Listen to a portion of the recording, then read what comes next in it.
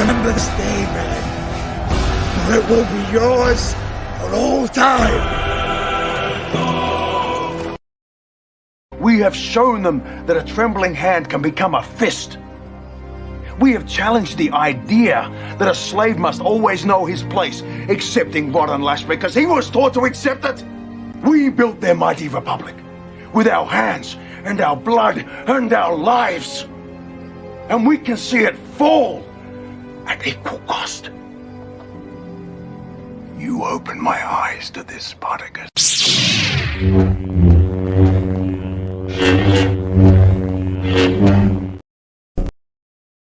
I am coming for it all. Rolling my beat. Rolling my beat. Rolling my beat. Rolling my beat. Rolling my beat. Rolling my beat. Rolling my beat. Home in that beat. Rolling my beat. Rock the screen. Rolling my beat. Rolling my beat. Rolling my beat. What lies beneath your feet? Sacred grounds, watered with tears of blood. Shall we begin? Shall we begin? Shall we begin?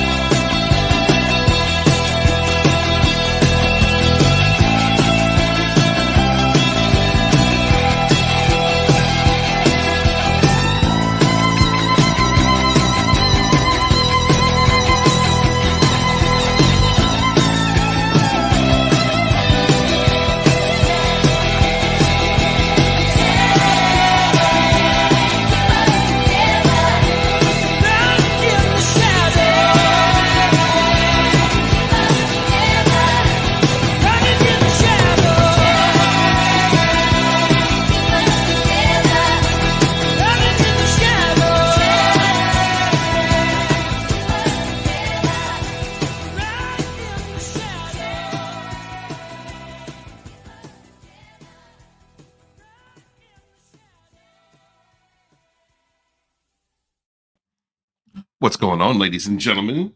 Good to see you for a portrait part 2. Because I was talking all last night. Coyle wasn't even anywhere in reception area. So we're going to cover another video tonight from the Little Shaman on Narcissists. And I'm going to make him talk the whole time. And this time it's my turn to drink. I'm going to have some fun tonight. Thank you guys so much for being here. It's your first time here. Please consider subscribing if you are. If you like this content, please hit the like. If you don't, hit the dislike. Hello to all my good friends out there, viewers, flying monkeys, whatever you may be. Thank you for being here, watching this show. We are going to have a fun time tonight. I'm going to make fun of Coyle occasionally because in case you missed it, it's his unbirthday. I am coming for it all. That's the wrong one. Okay, come on. There's got to be a gun on this thing. That looks like a gun. It's my birthday.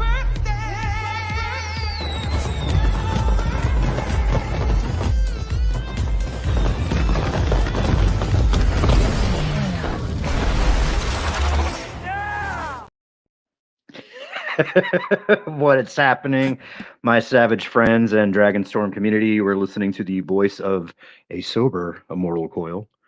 Patal, one of God's own prototypes, a high-powered mutant of some kind, never even considered for mass production, too weird to live, too rare to die.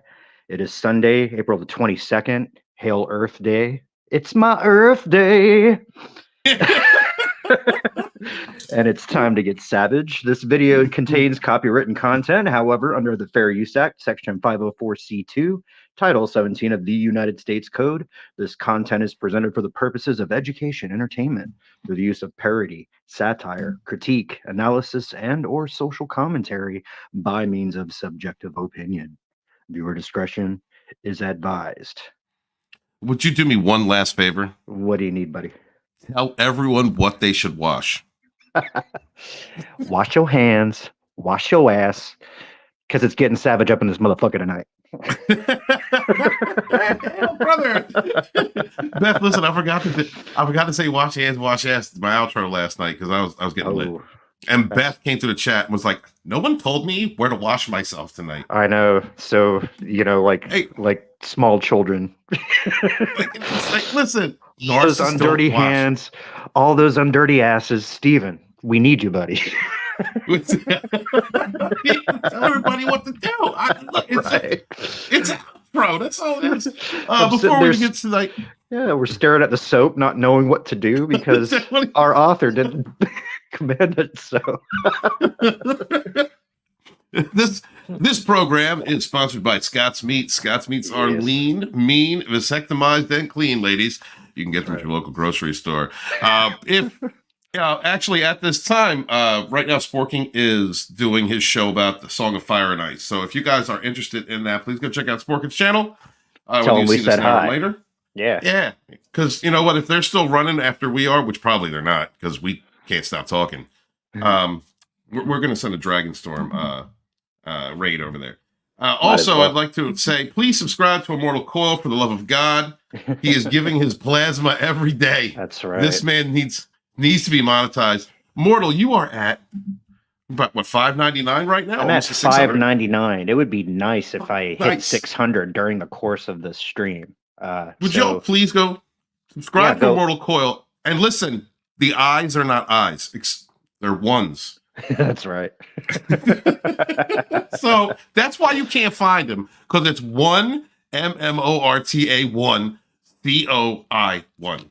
Yeah, I'd make it as difficult as possible. You have to be damn sure that you want to follow me. Right. Well, because it's 3. There's Trinity, right? Oh. Listen, I'm a bad witch. I'm an idiot witch. Did you hear that? I didn't even fucking get it. It's all good, man.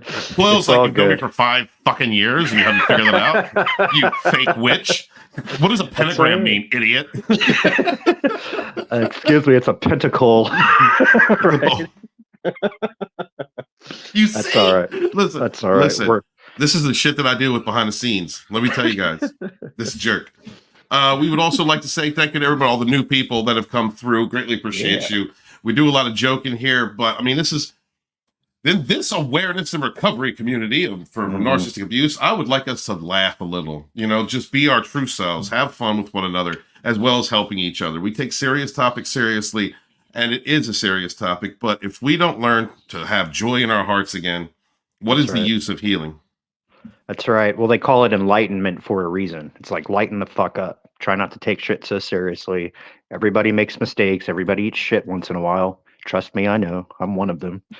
And but we're better for it, you know. Yeah, the awareness we have today is better than the ignorance we had yesterday. Absolutely. That should be a short.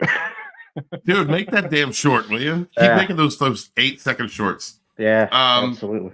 But thank you guys so much. Appreciate you. Please subscribe to Immortal Coil if you would. And please remember that when we get to 50,000, the Trainwreck Express will be coming through. 2 damaged fucks traveling the world, convincing you of your worth, teaching the middle finger boundary, the art of savage spirituality. And we're going to be filling holes. Or filling souls and stuffing holes. I can't get that right. We're going to be healing souls and stuffing holes, right? That's right. Okay.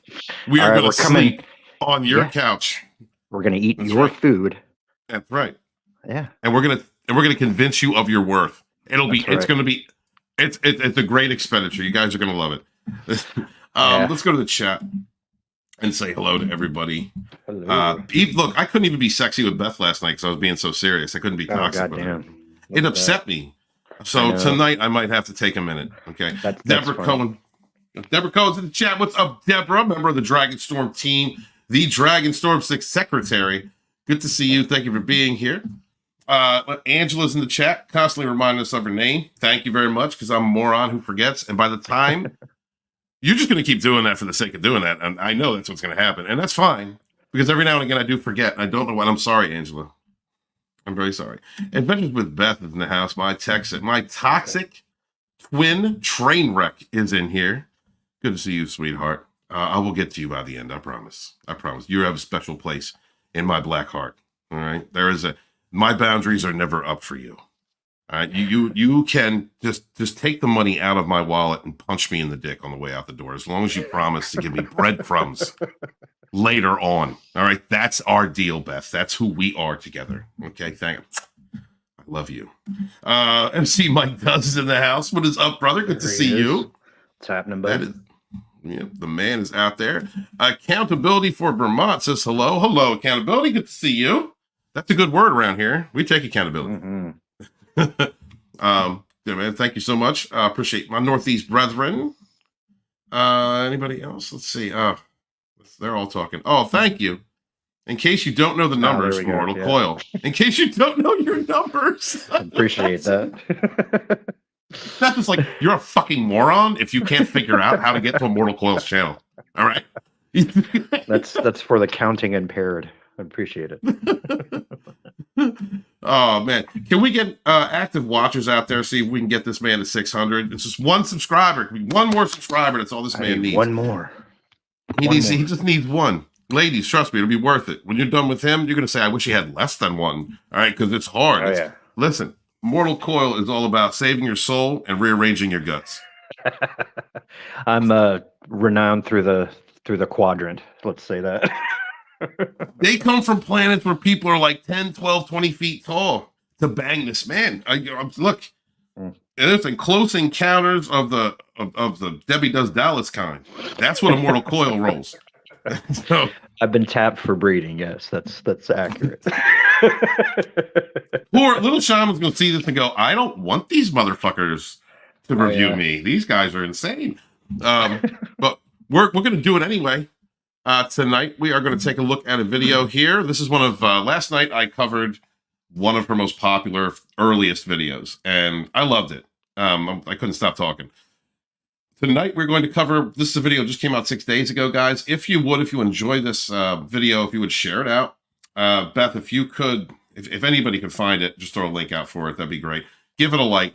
We thank other creators for allowing us to cover their content. And so let's set about doing this.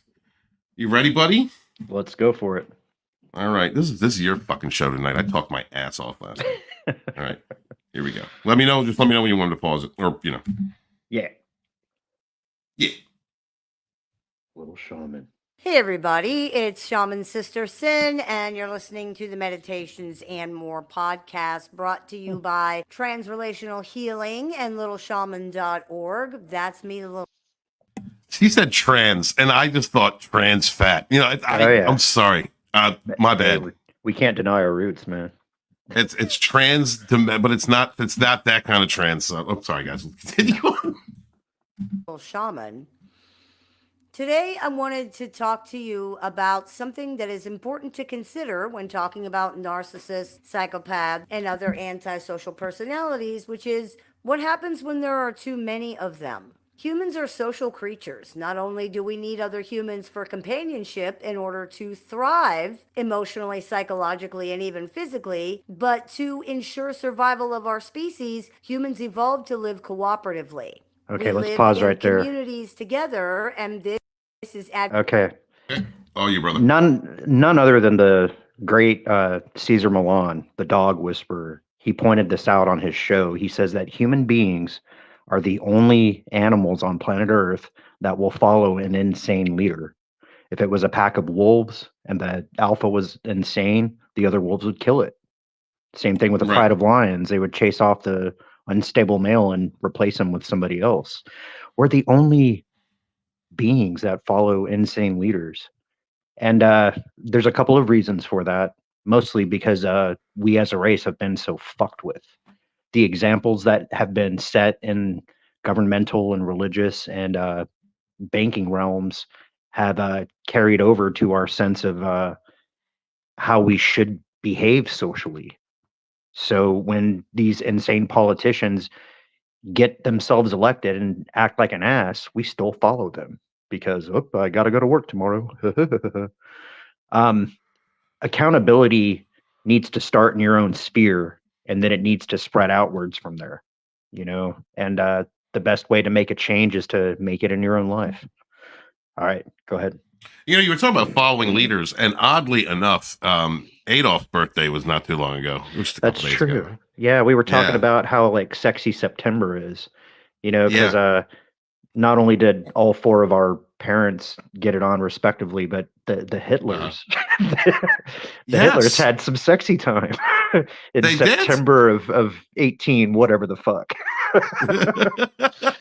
And you know what's really one of our favorite Jews, Etep Wakuyan, he's born on the same day as that bastard. Isn't Poor that Etep. crazy? Yeah, That is yeah. crazy. He's never gonna live that down. He's never like. Could you imagine as a young Jewish boy? Yeah. Hitler's birthday. You know, poor Pete. Like we should send it. Guys, subscribe to Etep Wakuyan in the Place to Be reviews. He needs it, and tell him you love him, even though he's an Egyptian Jew. He'll get the joke. He'll get it. Right? Oh, All right. yeah. You ready? All right, go for it. All right. advantageous to all the human beings in the community. In order to achieve that, humans have had to develop things like empathy, guilt, shame, remorse. These things, while unpleasant, are necessary for humans to live together cooperatively, because without them, there's nothing to stop antisocial personalities like narcissists and psychopaths from harming other people and through their antisocial behavior, damaging the entire society or the entire community. If we think about how antisocial personalities behave, it's easy to see how this can occur. For example, I mean, I just want to say real quick, bring back dueling. Ancient societies didn't deal with this shit because when you acted like a reckless baguette who was stealing, manipulating, if you were, just graping people, doing things of these types too, you'd lose a hand. You'd lose your crotch. You would be punished for these things. And in today's society, I was talking about this last night, Coyle. We're in a society, a Western society, at least where I live, that supports narcissistic behavior. It supports the adulation of self over others. Well, and it's funny. There's a thing. There was a hashtag. I don't know if it's still going around, but it's called First World Problems. And in its original inception, it was making fun of the fact, like, oh, my cell phone only has like 5% of battery left. What am I going to do when my phone dies? Just shit like that. Like, okay, other people have lions and tigers chasing them, and you're worried about your cell phone. By the same token, these narcissistic and self-absorption problems are only possible in a first world society. And that's not to say that there's not primitive people who, you know, might have a bad apple or two, but like you're saying, more or less the village sorts them out. Whereas Right. now we're living in like the cult of your own ego, the cult of personality. Well, I get where you're going with that, and I do agree. I think it's social media and these, like, anybody has access to a social media. You can get on Instagram or TikTok or whatever and say the dumbest, most toxic shit and just validate it. Like, Oh, your yeah. body count don't matter. How many people you sleep with? Yes, the hell it does matter how many people you're sleeping with. You know, just simple things. You know, teaching Yeah. and influencing others that, you know, in negative traits. I mean, that also happens in positive ways, but you went back to like tribal societies, Yeah. and you had mentioned that I forget the gentleman's name that said that we are the only animals that will follow a crazy leader. Caesar Milan, the dog whisperer. Caesar Milan, right? Yeah. So, all right. I mean, I think that history is refute time and again, you know, over, you know, within certain societies that have followed idiots. I mean, you know, Joe Biden, you know, like we follow people that are insane throughout history. Despots. Despots. And so, you know, I think that the difference between then and now is then there could be a revolution, there could be a revolt, there could be something. I mean, not more so in the Middle Age era, but in today's society, it just toxic behavior is rewarded. It's rewarded. You can have a whole YouTube channel built on drama and causing issues and just smearing other people's reputations. Have you ever seen those guys that like they're prankers and they go on YouTube and they like purposefully antagonize people, and then when the people get pissed off, they're like, "Oh, it's just a prank, bro. It's just a prank." I hate that shit. Yeah. So I mean, apathy is a big thing too. There's just too many people who don't care. And they just kind of like go along with the status quo, which, like you're saying, rewards you for out competing and being underhanded and being greedy. You know, basically what we need is human evolution. And, you know, when we're not joking, ladies and gentlemen, that's what we're all about. Yeah, dig it. Real quick, Mike Dodd says every day is a different day, and our numbering system makes them appear the same. Well, I mean, it's just as it becomes a commonality, you're looking at just a segment of the population who is narcissistic or are narcissists. And I think it's an epidemic that's growing. It has a lot to do with it has a lot to do with, like Coyle was saying, apathy, but not only that, just separating yourself so much from other people's lives that you derive entertainment from a group of people or a person disparaging another. Yeah. Not making fun, not criticizing, but gaslighting. Yeah. You know, and it's you remember that show on MTV? It was you know, I feel like an asshole because it's like it's the one that Bam was on and you know, like they were idiots. They were just like running around getting hurt all the time. I know this. I know. Somebody in the chat knows, but it's shit like that. When you consider something like that entertainment, when we're watching like Jersey Shore, because like why? You know, what the fuck is the Desperate Housewives? What the fuck is that? You know, why do we care about these hedonistic lifestyles and these idiots who just like self-efface and hurt themselves on purpose for profit? You know, when you know, guys like the Fuxless guy, he should be like mega famous, but he's not. Him, you know. Are you real? I'm laughing about Biden, and I try not to be political on this show, but it just doesn't happen. So Salty Cracker has a Joe Biden shirt that says "dumb son of a bitch." That's you know, great. when you see Joe Biden on TV and he's giving a speech and then he stops and he kind of smiles, it's because he's peeing in his diaper. All right. All right, enough. We're going on. Sorry about That's that. okay. Oops. In a family structure, one single narcissist can impact or even destroy the entire thing for everybody. They can tank the finances, they can cause the loss of property, shelter, transportation, and much more. They can affect the health and well-being of all living things, up to and including causing their deaths. This can be achieved through simple selfishness and neglect, However, it often includes malice and intentional hurt. If we Oh my God. I'm telling you this. I live this life, guys. When you are constantly having to deal with a person's with a person lying, and you're like, okay, when you constantly have to deal with a person who you're suspicious of, and you know you shouldn't be because you love that person, but you have no choice but to be suspicious of everything they do because they're always doing grimy shit.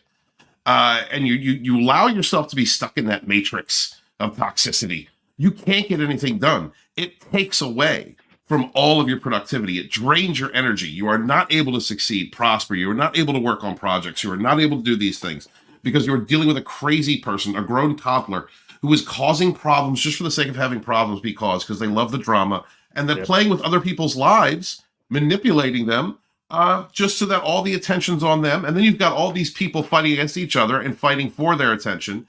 It is, it's a horrible play that is being produced by someone who has a godlike complex and no qualms whatsoever about lying, manipulating, gaslighting, devaluing, and then showing a little bit of love when they need to get that control back under.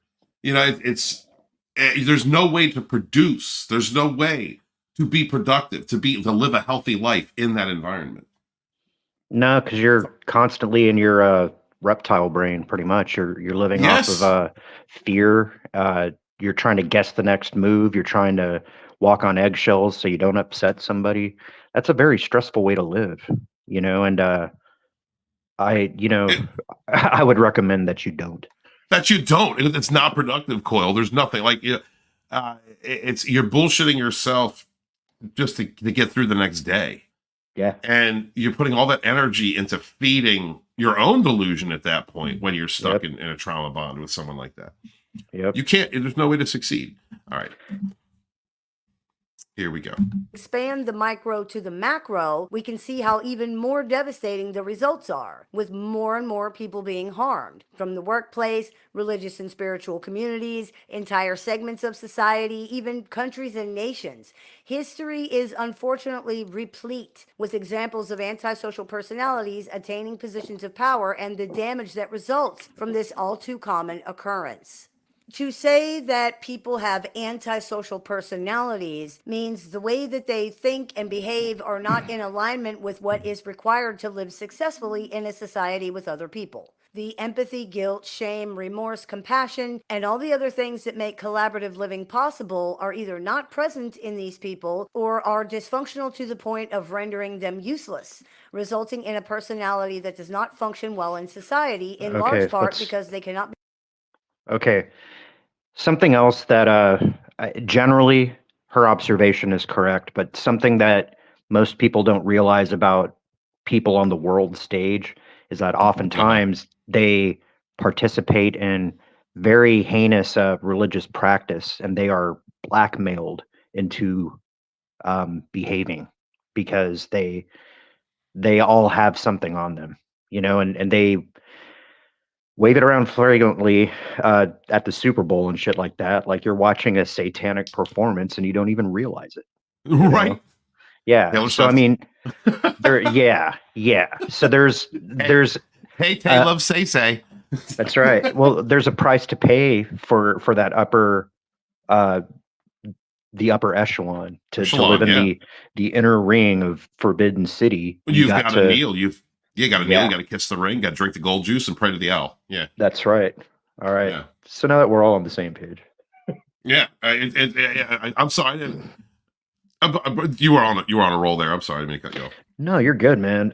That's basically all that I needed to say. Just that it, as a psychological study, she's correct, but as a function of how the world actually works, there's just a little piece missing. And, you know, I get it when you're operating from solely a narcissistic abuse lane, that's apparent. But when you're talking about savage spirituality, you know, the picture's much more grand than just simple personality disorders. So, well, that's like a root cause, I think, within a social group or within a hierarchy. It is, but this is also, she was talking about the base model of humanity. before we were fucked with, we were all very, number one, psychic and empathic. There's stories like the Zulu used to talk about this stuff, how, and Native Americans did too, how when a being was hungry, all they had to do was go to the edge of the forest and call out an animal, and the animal who was willing to sacrifice itself did so.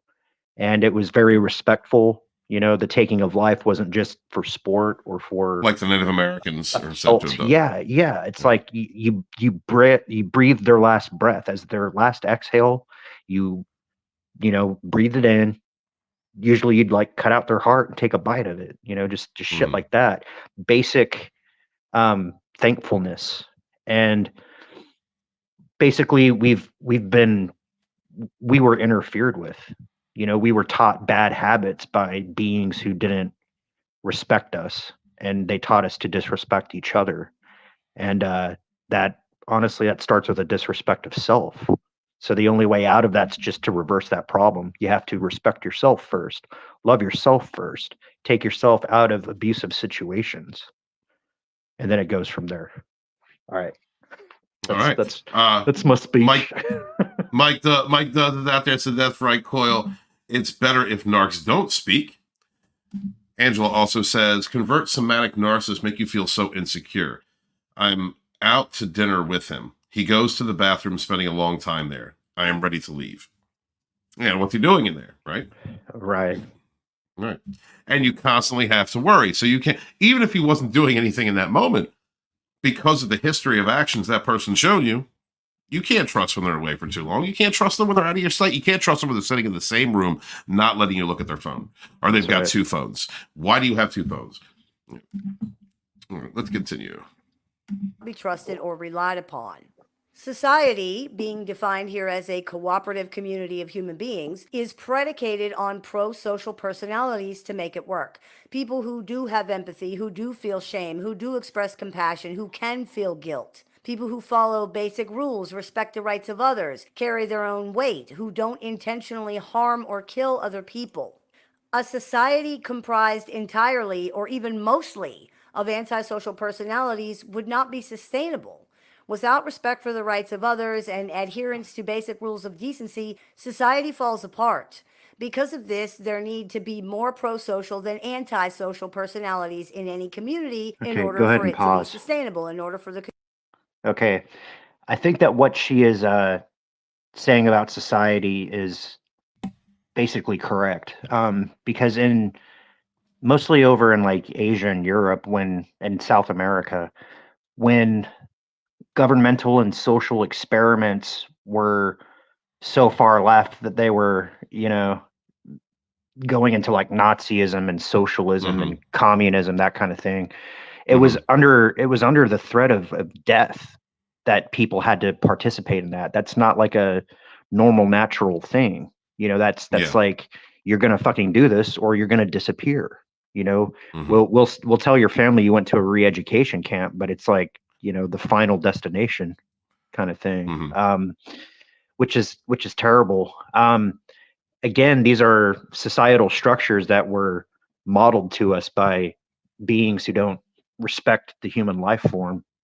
And the one time where we were unfucked with, you know what we did? We made the United States of America. We wrote the Constitution and the Declaration of Independence and the Bill of Rights. That is humanity's base nature right there. It's basically, you don't fuck with me, I don't fuck with you, and if somebody tries to fuck with us, we'll fuck them back, right? All right. That's my rant. All right. That was some savage shit. Gillian, Gillian's here, Coil. There she is. Your Gillian is here. How you doing, sweetie? Thanks for joining us over in Italy. I know it's pretty fucking late, but you know, and I appreciate all the birthday stuff too. Thank you. Birthday stuff? Did she send you DMs? And what's going on, Gillian? She was kind to my PayPal account, dude, and she didn't have to, you know, and that's, you know,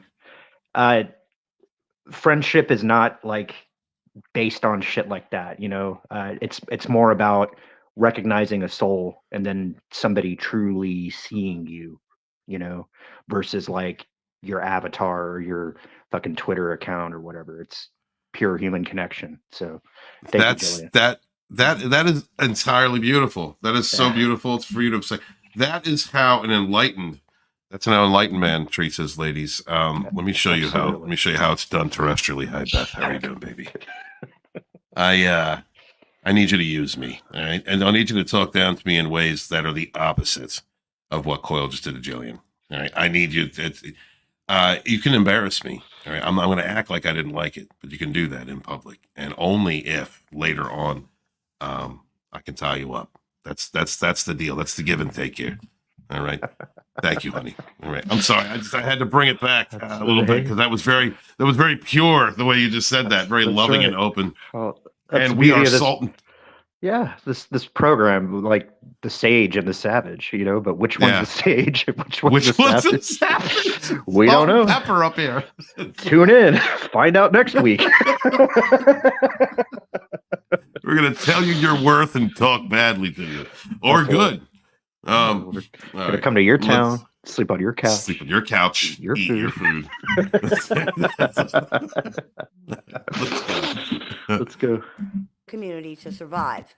To understand what that means, imagine if nobody respected traffic laws or the rights of the other drivers. Imagine if everybody simply just took what they wanted, regardless of whether they have the right to take it or not. Serial killer Israel Keys once said, "Everything is free if you take it." Imagine if everybody had this mindset, if nobody respected the rights of other people in the community. Down to the most basic facets of life, it would not be sustainable. This just would not work. Society is predicated on people doing at least the bare minimum of respecting the rights of other people. In most groups, antisocial personalities who do not contribute positively, who do not follow the rules, and do not respect the rights of the other people are generally removed from the community. Depending on the culture of the community, they might be banished, they might be imprisoned, they could be exiled, they might even be killed. It's a very simple equation. Those who demonstrate their willingness to harm or even destroy the community are removed from it to protect the survival of the community as a whole. Okay, go ahead and pause. Okay, yeah, go ahead. That's exactly what we were just talking about. Are able to support more Sorry. Go ahead. That's fine. Prior to Western modernization, communities definitely rooted out problem people.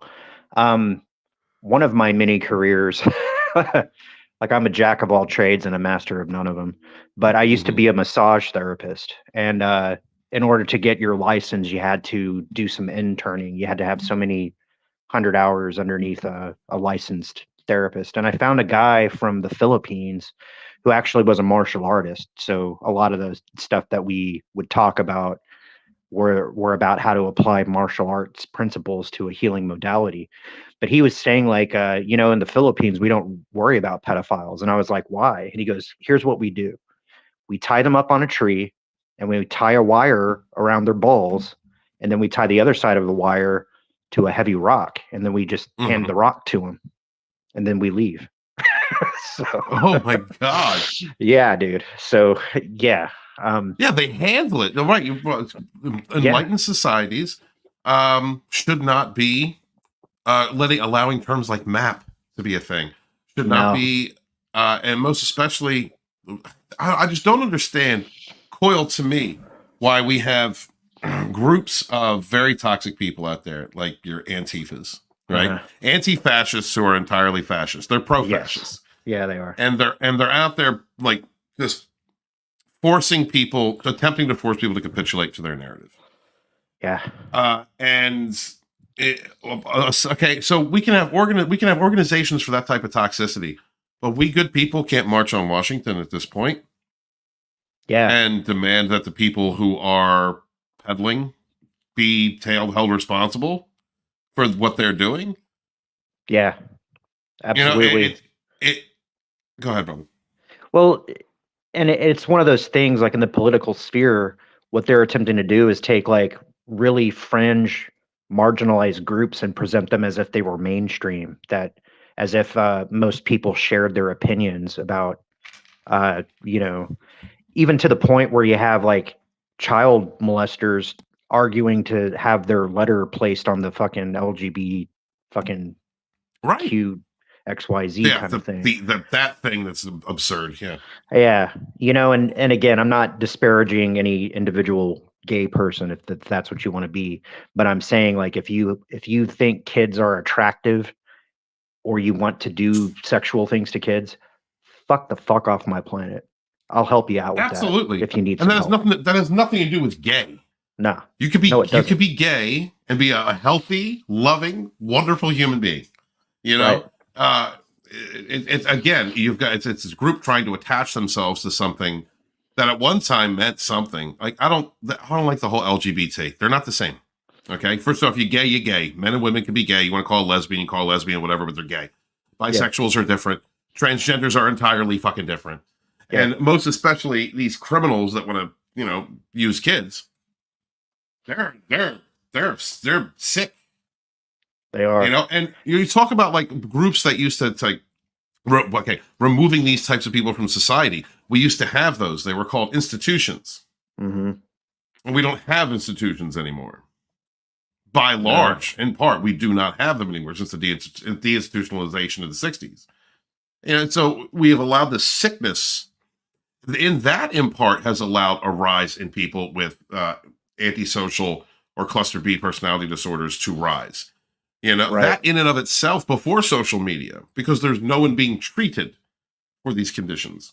No, they're almost being rewarded for it, and then things like cuties that are trying to press the, just sick shit, man. People need to seriously unfuck themselves. Yes, sir. Yeah. Yes, sir. All right. Let's keep going. Well, real quick, there's a conversation in the chat. Just want to get to. First off, when you mentioned that you were a masseuse, Gillian said, "No nudity, please." I don't know what that means. I don't know what kind of rapport you guys have. That's no, there was no happy endings. That's like everybody's first fucking question. Did you ever do happy endings?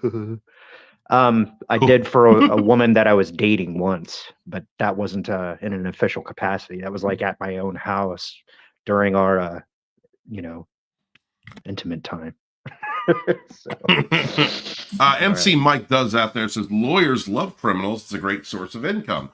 Well, absolutely. The prison system itself is a rotating door, and once you get into the prison system, they want you to stay in there. They keep track of you when you get out. And if you get in trouble for anything else, they're going to throw you right back in. It's when the corporations began running the prison systems, it became a legit business. But as far as lawyers go, well, people like lawyers, cops, politicians, and other positions enjoy those positions of power, like others, because narcissists look for that. And cerebral narcissists will want a position of power like that so that they can fuck people over. They have control over others. You see a lot of that in police departments, among the good policemen and policewomen that are out there.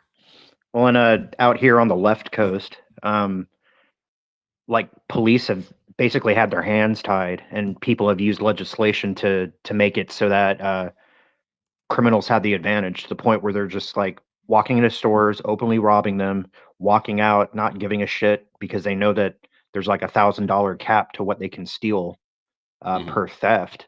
And that they're not going to get thrown in jail because Floyd Rose got killed once, or whatever his fucking name was. Right.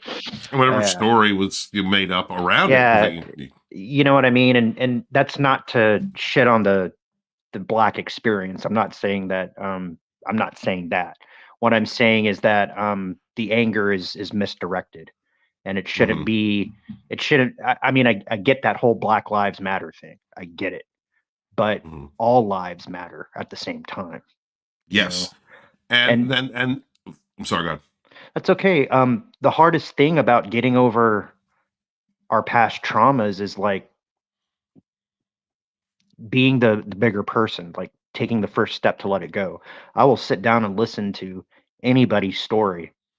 I don't care whether you're black, white, brown, yellow, green, blue, everybody has. Sorry.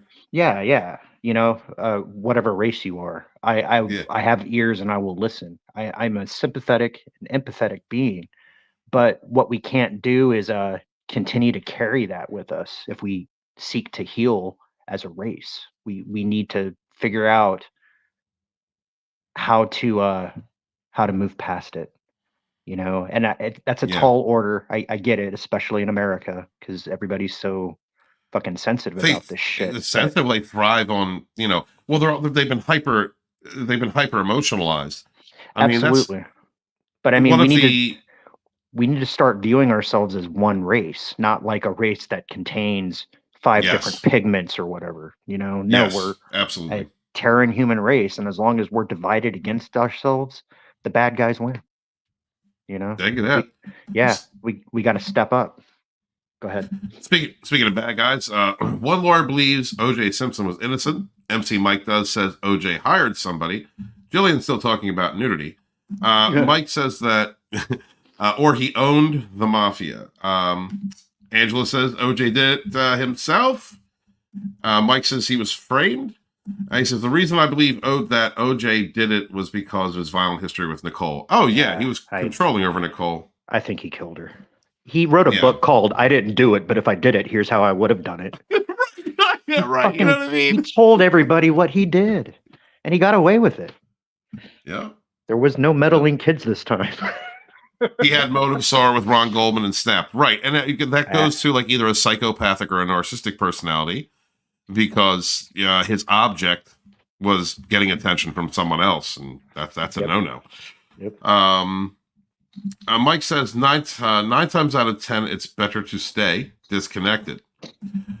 Angela says OJ was a psychopath. I saw a documentary about OJ's marriage. He called Nicole a fat pig when she was pregnant because her body was pregnant. That's crazy.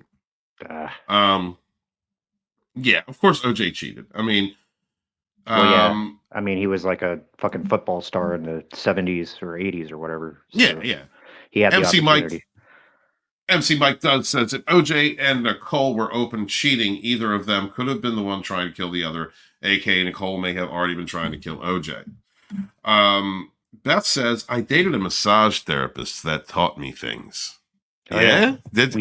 We know what to do with our hands. We sure do. What's that, Beth? I'm sorry. Okay, so if Coyle's rubbing Gillian, will you rub me? And like, I'm imagining like mimosas and a Hawaiian beach. That's what I'm thinking about right now. Coyle and I, nothing but like, a cloth and being rubbed down. And while she's being loving to him, you need to talk to me like I am the most worthless piece of shit in the world. Will you please talk down to me? I love you, Beth. Fuck. It's a noble healing modality, okay? Right. Let's go on. Let's go. Function, and this is how many antisocial personalities are able to remain in our society in the way that they do. The pro-social people essentially carry the antisocial people because the antisocial people are part of the community, and therefore they fall under that umbrella of protection. Though they are able to do a lot of individual damage, they cannot undercut or even destroy a larger society the way they could do to a smaller group because there's not enough of them. The pro-social people outnumber them, and this mitigates the damage that they are able to do to society as a whole. But what happens when there are too many antisocial personalities in a society? What would happen if the number of pro-social and antisocial personalities was equal, or if there were more antisocial personalities than pro-social? It's a frightening question. We appear to be in the midst of a narcissistic epidemic. It's true that some people use this word too loosely. They label every unpleasant behavior as pathological narcissism and every run-of-the-mill cheater as a narcissist. But it's also true that long-term studies show people legitimately are more narcissistic than they used to be, and that there actually are more people we would consider narcissists than there were in decades past. Okay, go ahead and pause it.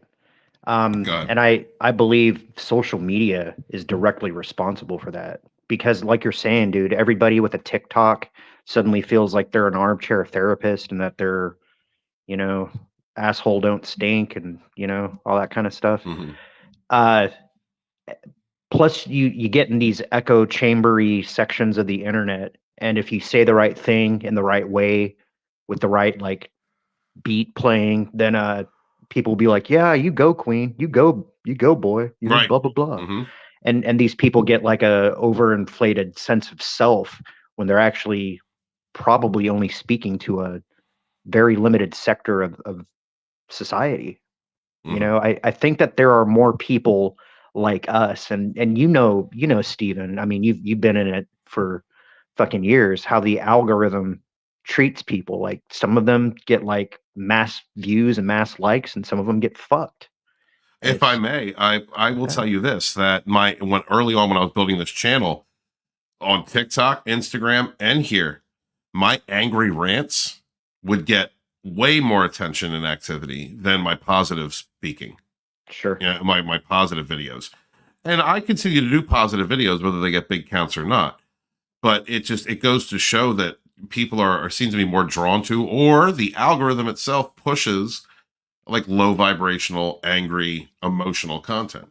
That's it right there. They don't want us vibrating in a high frequency, man. And that's why I think a channel like mine has only 600 views, or excuse me, 600 subs, despite having been around for 7, 8 years. You know, I'm just not screaming and shouting, or I'm not like playing with neat toys or gadgets, and I'm not disparaging people. I'm trying to wake people the fuck up.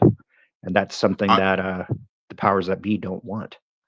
It is strange, and but I'll say there's a flip side kind of in that respect. That whereas author Stephen Walton, I got to 2000 yelling, I was passionate about it, but I was yelling about things like cuties and Disney and politics and things like that. So I got those bumps from the algorithm, but really, when it comes to this content, I have also some of my videos that have been it's just like aggravated, but aggravated and truthful. Not even gonna say positive. Have gotten big responses. Well, it's like the righteous anger. I get it. It's the same kind of. Right. It's like Patrick Henry. You know, he was pissed off at the British, and he stood up and screamed, and people listened. I get it. Yeah, and so like what I'm really it can bring some. Sorry, I'm stuttering, guys. It can bring someone down, or cause them a lack of motivation when you are trying to be a cohesive, positive force, and the algorithm pushes that down.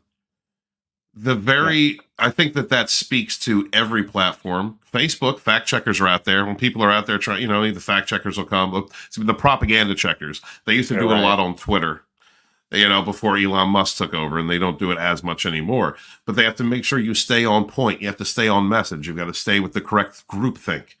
Oh, yeah. And if you don't, you're punished for it. You're shadow banned.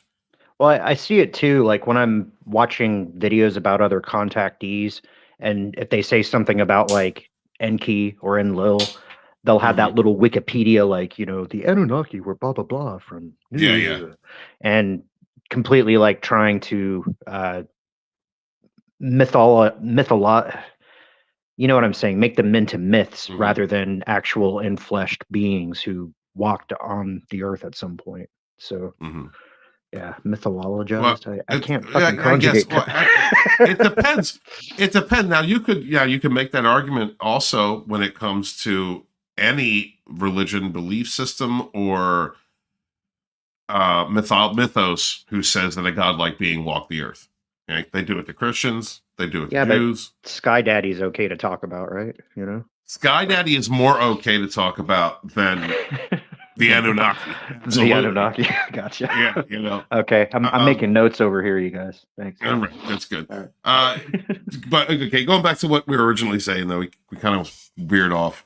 It seems, as I said last night, we are in a culture, in this Western culture, the one that I'm in, that promotes selfishness, egotistical megalomania, that the algorithm has been pushing as far as the internet type of like toxic messaging or angry messaging for so long, that there are entire swaths of the population who support those who are out there creating drama.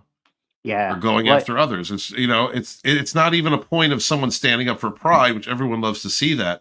It's a point of knowing damn well that the person you are supporting is lying or attacking or aggressive. Yeah. And at the same time, shifting blame or pointing the finger at the people that they're going after and saying, they're the actual aggressors and I'm the victim while committing those acts. Right. Well, and I'll even take it a step further, and I'll say that there is a whole generation of people who grew up not knowing life without technology. So, like, I want to say most of the people who are listening to stuff like this are probably around our age, give or take plus minus 10, 20 years, right? So as kids, we remembered not having all these fantastic devices that we do now. We had like ultra primitive versions of it growing up that we kind of played with sometimes. But nowadays, everybody's, you can't like negotiate life without your phone. Google passwords and all this kind of stuff, your bank account, it's all in that little phone. And if you lose your phone or your phone's broke, you're fucked, But because everybody, the generation that's grown up with this technology has not known it any other way, they can't conceive of it as being any other way. So this whole like social media cult of personality kind of thing really feeds into the epidemic of modern narcissism. Yeah. All right. All right. Let's see. Deborah says positive vibes. Hail. Absolutely positive vibes. Veterans Beth says thinking about Hawaii mimosas brings on stuttering. I just want you to rub me. That's all. IMC Mike does says hearing the shaman is like filling my brain with the utter necessary knowledge, like a batch file zipped in. I know she's really good. I'm enjoying seeing her. Yeah. I'm enjoying hearing her words. All right, let's continue on. This is no surprise, considering, for example, so many narcissists were themselves raised by a narcissistic caregiver. It stands to reason that the more narcissists you start with, the more you're going to end up with. A narcissist who has 3 children, for example, could potentially have brought 3 more narcissists into the world. If they then have 3 children each, that is 9 more potential narcissists, and so on and so on and so on. Of course, that's just an example. That's not always how it works.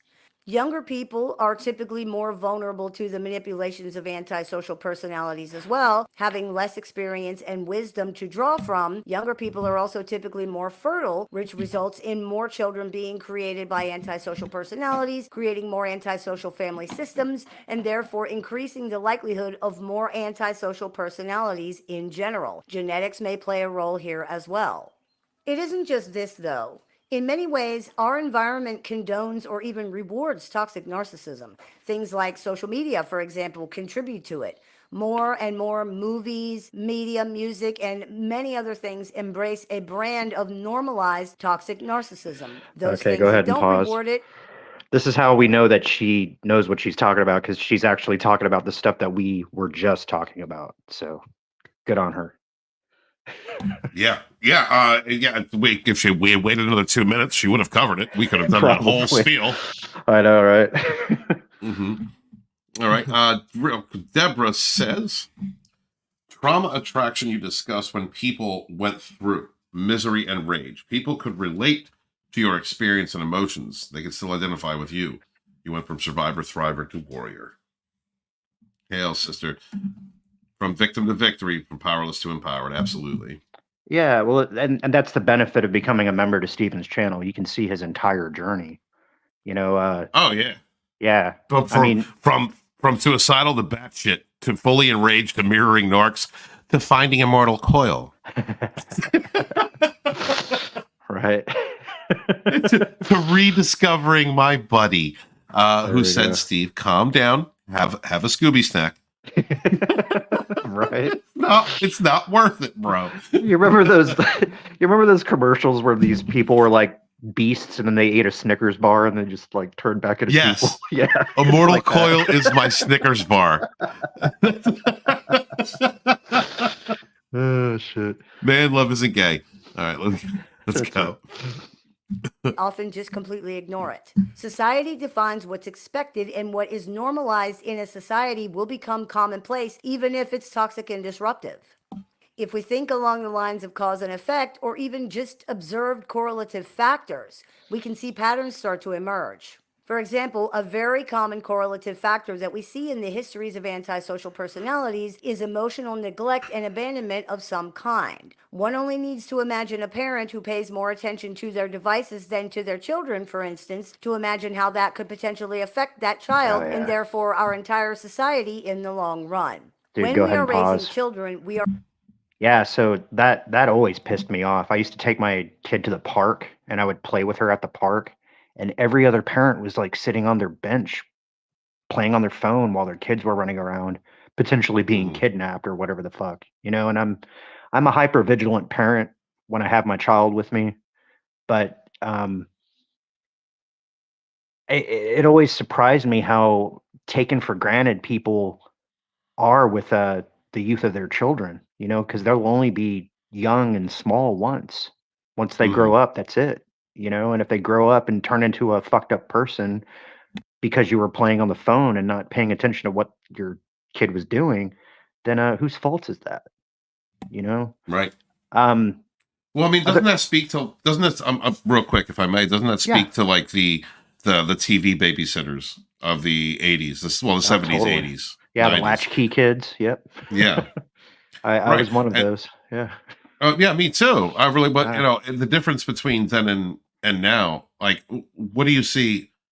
I think that's very relatable to it, like, especially, but even more dangerous when you're talking about YouTube and other platforms Oh, yeah. that is Yeah. accessible. My ex's youngest child was completely ruined because of the pandemic and YouTube. Uh, Instead of like going to class, everything was virtual, and so he would sit there with his face on TV for his teacher, but then he was watching like bullshit YouTube, and it wasn't even good YouTube. It was like the most garbage YouTube that you can think of, dude, and that formed his personality, and that's it. That's like part of who he is now, and he doesn't fucking know any different, you know.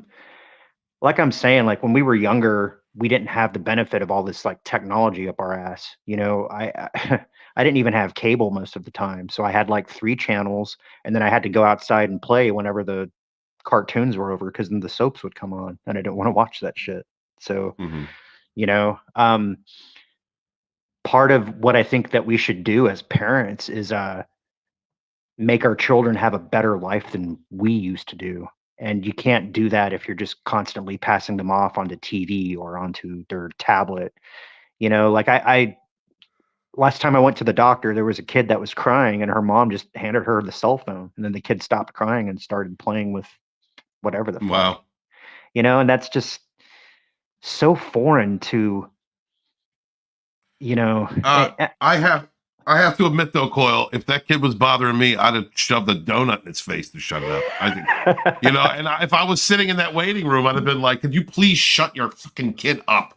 So, Well, give him the phone. Give him the phone. Yeah, well, I'll tell you a story, because like my kid's not a bad kid at all, and there was only a couple times where she was like kind of like pissy and moody.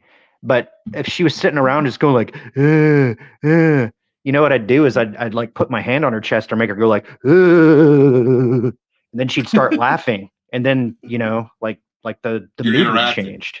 Yeah, Right. yeah. So I mean, you can't trust technology to raise your kid. There has to be a soul exchange, you know? Yeah. I mean, does that sound right, or am I just fucking a hippie? No, it does. I don't It know. absolutely sounds right. And also, it brought back a memory of the fact that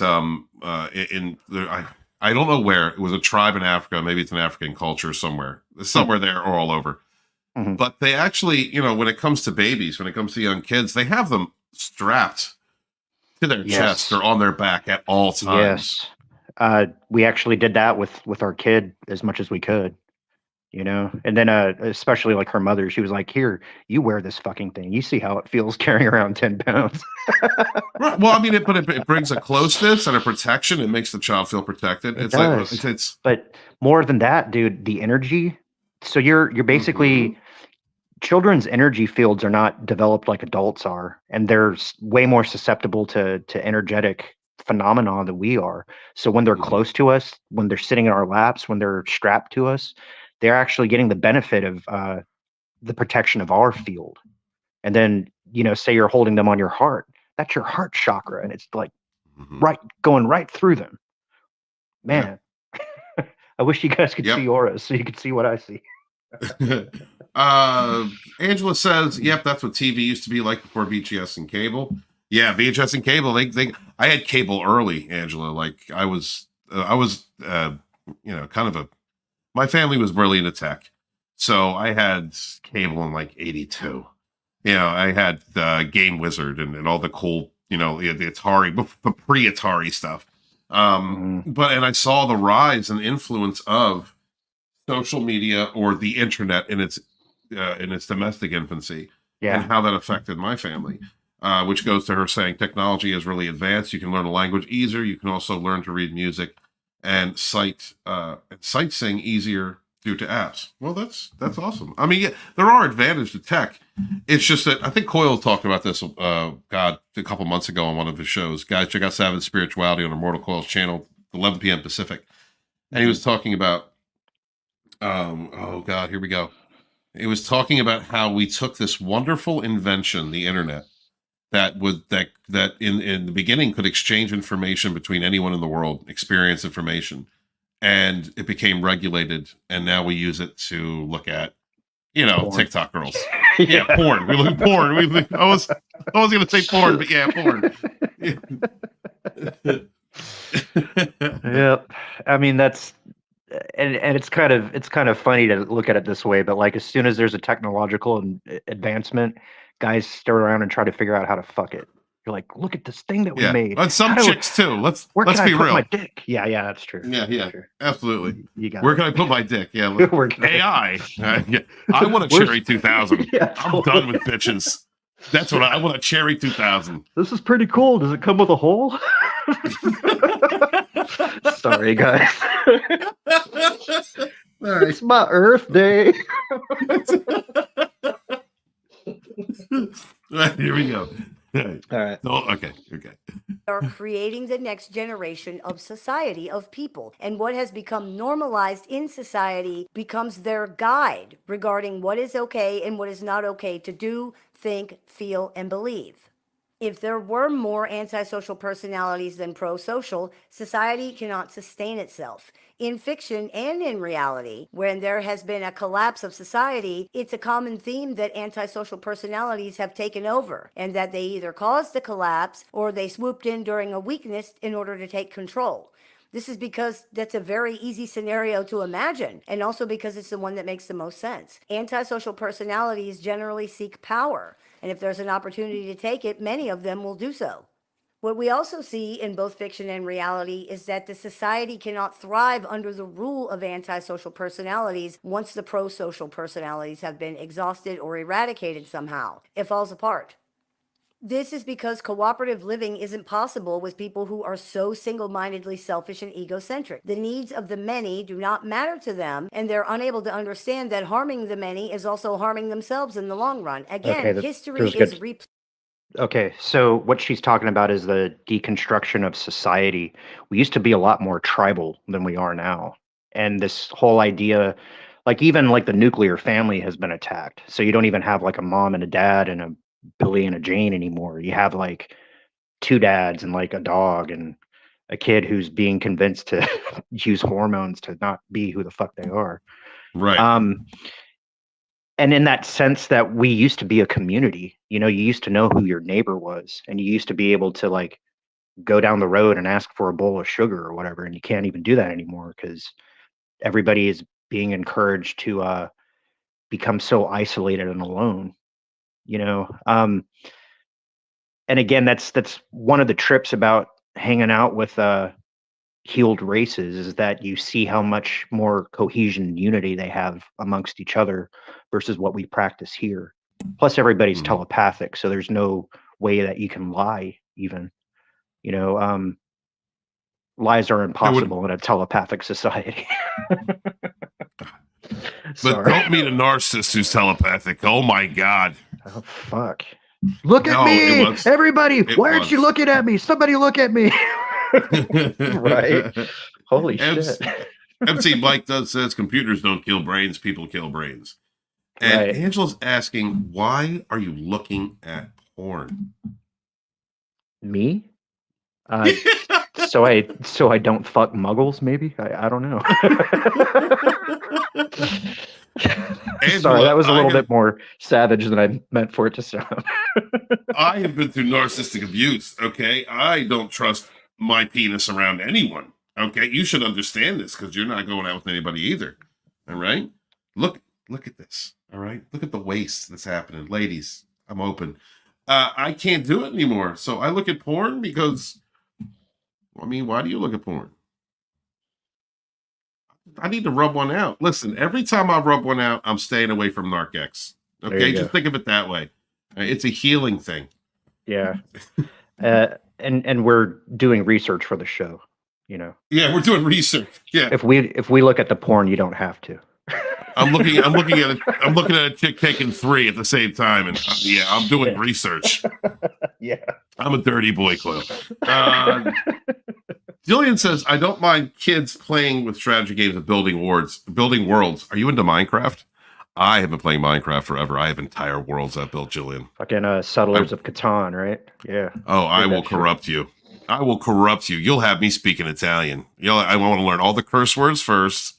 All right? That's because that's a necessity in America. I said, what? Angela, what? Why am I getting punished? Why am I getting punished right now, Inch? Why are you looking down at me? Listen, I am a man with needs. All right. Don't blame me. You need to do more research. We'll do research together, sweetheart. You're gonna do it together, Beth. That's right. I'm gonna spit in your mouth, baby. Shit. Angela said she used to play Farmville. I didn't play Farmville all long. I like playing D&D, Neverwinter, Baldur's Gate types things, and Minecraft. I'm a grown child. I'm sorry. Yeah, anyway, okay, let's continue. Complete with examples of this. There are segments of society that already exist in which there is a preponderance of antisocial personalities, where they rival or even outnumber the pro-social personalities. Prison is one of these segments of society, for example. As we stated earlier, when people exhibit antisocial behavior, society generally removes them from the group in order to prevent them from harming the rest of the people. In our particular society, putting people in jail or prison is one of the ways that we do that. As a consequence of that, the number of antisocial personalities in that segment of society is higher than in the general population. The environment and the culture of prisons in general reflects that. They are often places of violence, of criminal enterprise, of created hierarchies and factions, places with no safety, no trust, no peace. And if they don't get put in prison, they get elected to office. All right. Yeah. Yeah. Sorry. No, you're absolutely right. If you don't catch them long enough. Or they get to go out there and do disgusting things with kids, P. Diddy, for forever. Yeah. Oh, God. All right. Oh, shit. I lost my place. Reality is that the society cannot thrive under the rule of antisocial personalities once the pro-social personalities have been exhausted. It generally removes them from the group in order to prevent them from harming the rest of the people. In our particular society, putting people in jail or prison is one of the ways that we do that. As a consequence of that, the number of antisocial personalities in that segment of society is higher than in the general population. The environment and the culture of prisons in general reflects that. They are often places of violence, of criminal enterprise, of created hierarchies and factions, places with no safety, no trust, no peace. It's a culture that operates on fear and power instead of cooperation and compromise. This is what you end up with. Was she just talking about the United Nations? She might have been. I mean, it sounded like she was talking about like communist Russia or fascist Italy or Nazi Germany, Yeah. Or progressive America. Yeah, progressive America. The George Soros ites. Yeah. Yeah. Jesus. God's help us. All right. When antisocial personalities outnumber pro-social personalities. You can't run a society like that. Taking everything else out of the equation, fear and power only goes so far. Fear will wear out, or it will be overtaken by righteous anger eventually, and power only lasts as long as the fear does. Then it can be taken away. It's only through Okay, cooperation and pause right there. compromise that Okay, that is a very wise piece of like a jewel of a hint that she gave away, is that fear can be taken away. And she seems to be speaking of it as a consequence of an external influence. But when you remove the fear yourself from yourself, you gain all that power back. And that's why we're saying, like, cut the cord, no contact. Don't fuck with those people anymore. You're better than that. They know you're better than Yes. that too, and that's why they're fucking with you, because they can't do it Yeah. themselves. You know? Interesting shit. All right, buddy. Interesting shit. Nikki Red is in the chat. Give no fucks. Leave your bag of fucks at home every day. Don't take a heavy bag of fucks with you every day where you are going. And give fucks to everyone and everything. Because then you will go home tired and exhausted from carrying around a heavy bag of fucks. Instead, empty your bag of fucks at home. Leave all your fucks locked up in your fucks cupboard and save them for special occasion. And instead go out into the world with an empty bag to fill with a good energy. You will be much happier living a fucksless existence. So give no fucks. I love that guy. I actually found him on YouTube, and I had to follow him just because he's actually a stand-up comedian, and I think he was doing that as a joke at first, but like he's dropping real knowledge there, man. That is savage He is. spirituality. That is savage spirituality. We need to get that guy on sometime. We do, man. Absolutely. Yeah. Let's see. Deborah says, "Yep, that game. That's that game and the city building games. Oh, Farmville. Yeah. Oh, like SimCity. Yeah. Yeah. So I love SimCity. I love Civilization. That's one of my favorite games, Civilization. Jillian says, Vakin said that narcissism was subdued in prison. Well, there's deadly consequence to being out of line when you're in jail or right. prison, man. I mean, Right. you'll have like The the whole psychos run that. The psychos whole run that place. fucking cell block will kill you. Yeah, they won't even give a shit because they're in there for life anyway. Yeah. Beth says she has used up all her fucks, and I have to fill them up again. Choo choo coming through, Beth. The first place the Trainwreck Express is stopping. Your couch, your food, your holes. Right. I mean, your threaten soul. us with a good time. Shit. that we can create the type of mutually beneficial society that we need to create in order to survive and thrive as a species. Too many antisocial personalities destroys that balance, leaving us with a culture that operates under a ticking clock, a time bomb threatening to explode if the scales tip too far in the other direction. The takeaway from this perhaps dreary picture is, what can we do? Don't let anyone rob you of your kindness, your compassion, your empathy, your consideration. We all need each other, because without us, there's nothing to build. There's nothing to care about. There are only selfish, childish people who would literally destroy everything without even realizing they're harming themselves too. Hail, Keep sister. your humanity. We need it. Yes. You have to I try. hope that clears it. You've come to the situation to transcend the situation. You know, and it's Hold the on, same thing. You went robot. You're going robot on me. Oh, sorry. We've come to the situation to transcend the situation. And I know, like, we're still wrong. Hey, Quill, try dropping out and coming back in. All right. Toot. Angela says,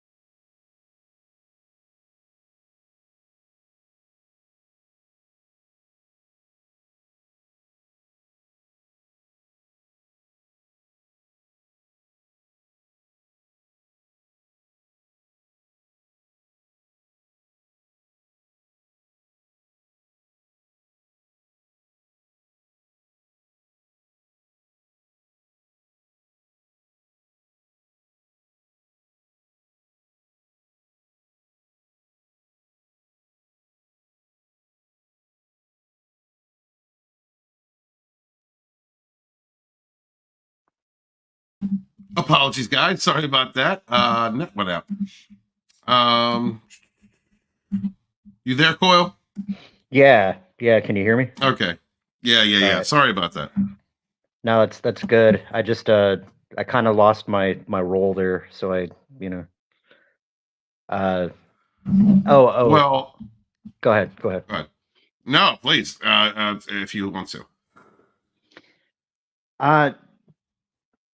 Well, okay, so we came to the experience to transcend the experience. And we've talked shit about modern society and all that kind of stuff, but the only way to change it really is from within. And it like literally within. So you got to change yourself, you got to change the way that you treat people, you have to change the way that you come at life. And then once enough of us have done that, life will change. We'll create a new experience, a new domain of knowing. But it starts with the self. All right. That's my That soapbox. absolutely does. Absolutely. I would like to. We didn't intend on doing 2 different shows on this. It's just the way that it fell down. And I just want to say thank you to Little Shaman on Narcissists. I've enjoyed both videos, and I'm going to continue to watch this channel. I really like her approach, and she does the whole thing with just a monologue and one, just a still frame. And that's pretty hard to do to become successful without. It is. She's very well spoken too. Yes. Yeah. She actually gave us a lot of food for thought. Like we were stopping the video every like 10 seconds and just like, Oh, we need to relive something from yesterday. Gosh. All right. I'm sorry. All right. We have to, because you really let Jessica down. Like she was looking forward. Yes. So Jessica. we're going to one more time. Okay, come on. There's got to be a gun on this thing. That looks like a gun. It's my birthday.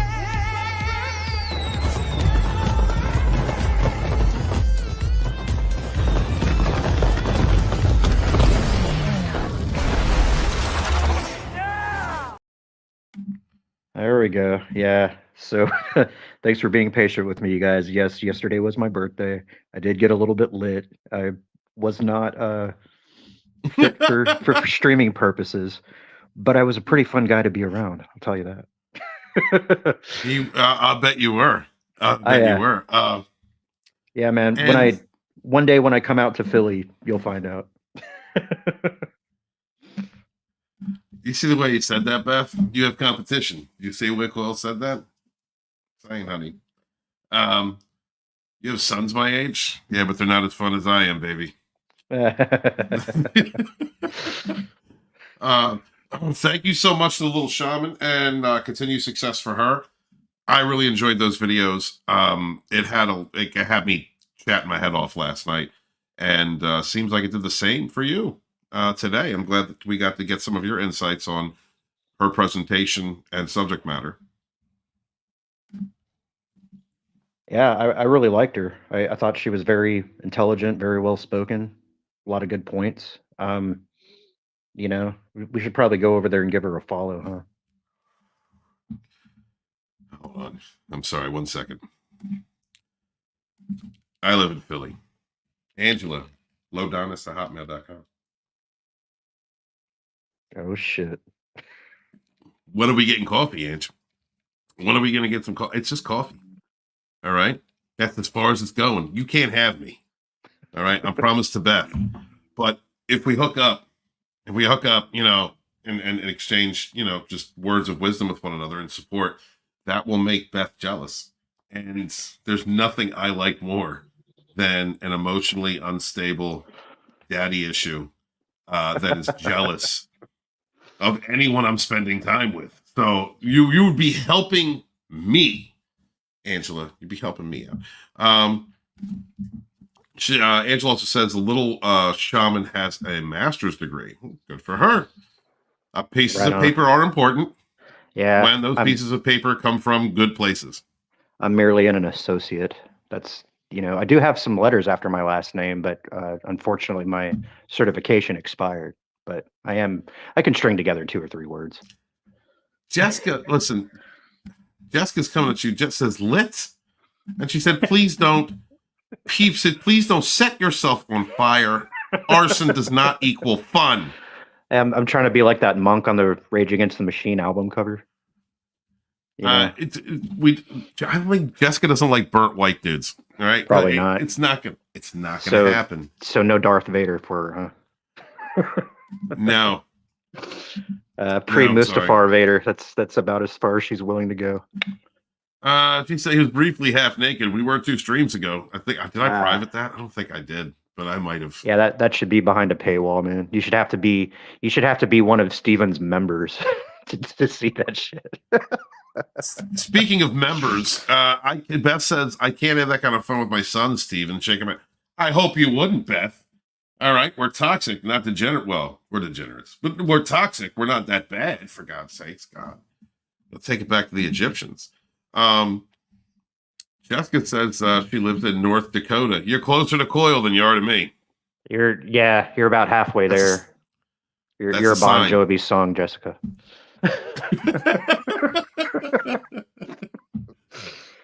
Deborah said she's not in Philly. I know you're down in Florida where I used to be, but I'm not there anymore because there were no opportunities in Florida. Once upon a time, man, I lived in St. Petersburg. Where in Florida were you? I was in Lakeland. Because Drunk 3PO said, move here, here, or here. So he sent me to the meth capital of Florida. Fuck you, right. Drunk 3PO. No, actually, I liked it. I did like being in Florida. It's just that the entire time was marred with the experience I went through. And so there was no chance for success. Your battle / training ground. Yeah. Honest to God, dude, like I was removed from everything. And as things fell apart, I didn't have anybody to lean on. I needed to come back home. I needed my support system. I needed my friends. I needed the area that I grew up in. It wasn't, and I know some people were like, you're just going back there to fuck with Narc X some more. I'm like, no, that's not it. Like I was trapped all the way down in Florida. That's how it felt, away from everyone that I could just talk to or be with. I got tired of getting up every morning, not even every morning, just getting up in the early hours after having nightmares and going through CPTSD. And then going to my car and basically living in my car all day because I didn't want to be at home. Yeah. Because being at home reminded me of the walls that I stared at when I wanted to die. It's just totally. No, I totally get that. And that's the thing about the triangulation and the isolation. She literally removed you from all of your friends and then like sat you in the corner and didn't even pay a fucking attention to you.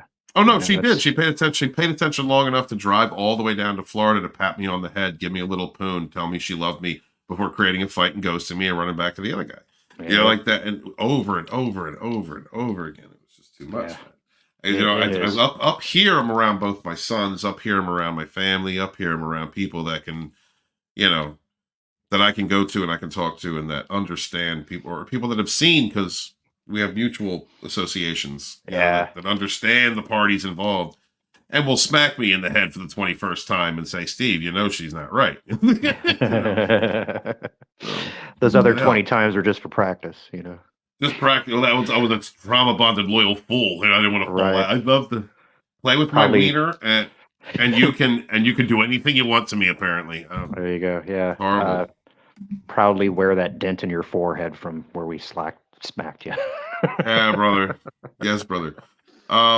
See, Deborah says, how do you deal with the PTSD stuff? I still deal with it today. Actually, I still do. I haven't had not so much, but I developed this. So it's really weird. When I was with baby mom number 2, she was very selfish and treated me in similar ways, but not to the extremes that Narc X did. I developed this tick. I developed like a twitch. And nowadays, when I'm having flashbacks, when they happen, I have like tics. I have body tics and shit. Like, oh, shit. And I don't. Yeah, thank God. Like real physiological, like experiences. Yeah, I'll go off camera sometimes when I'm talking because I'm ticking. And that's like a manifestation of the trauma that I went through. Dealing with that's the most extreme part, I think. And dealing with that has. Go ahead. Stephen, have you ever heard of neuro-linguistic programming? That's where people use like touch signals in order to basically manipulate you, and like they'll touch your ear, they'll brush your hair back, or they'll rub your hand or your leg or something. But they always Mhm. do it when associating it with like commands, like, oh, and there's like a mild version of that when you're just comforting a child and you're like rubbing their back, it'll be okay, that kind of thing. But Mhm. this is done with like malicious intent. Do you think anything like that happened to you? No, no, No? I don't think Okay. it was like that. It was emotional and mental Okay. abuse. Okay. Yeah, but the wording, wording, like it wasn't done through physical touch; it was done through wording. Like, I would tell her that I adored her.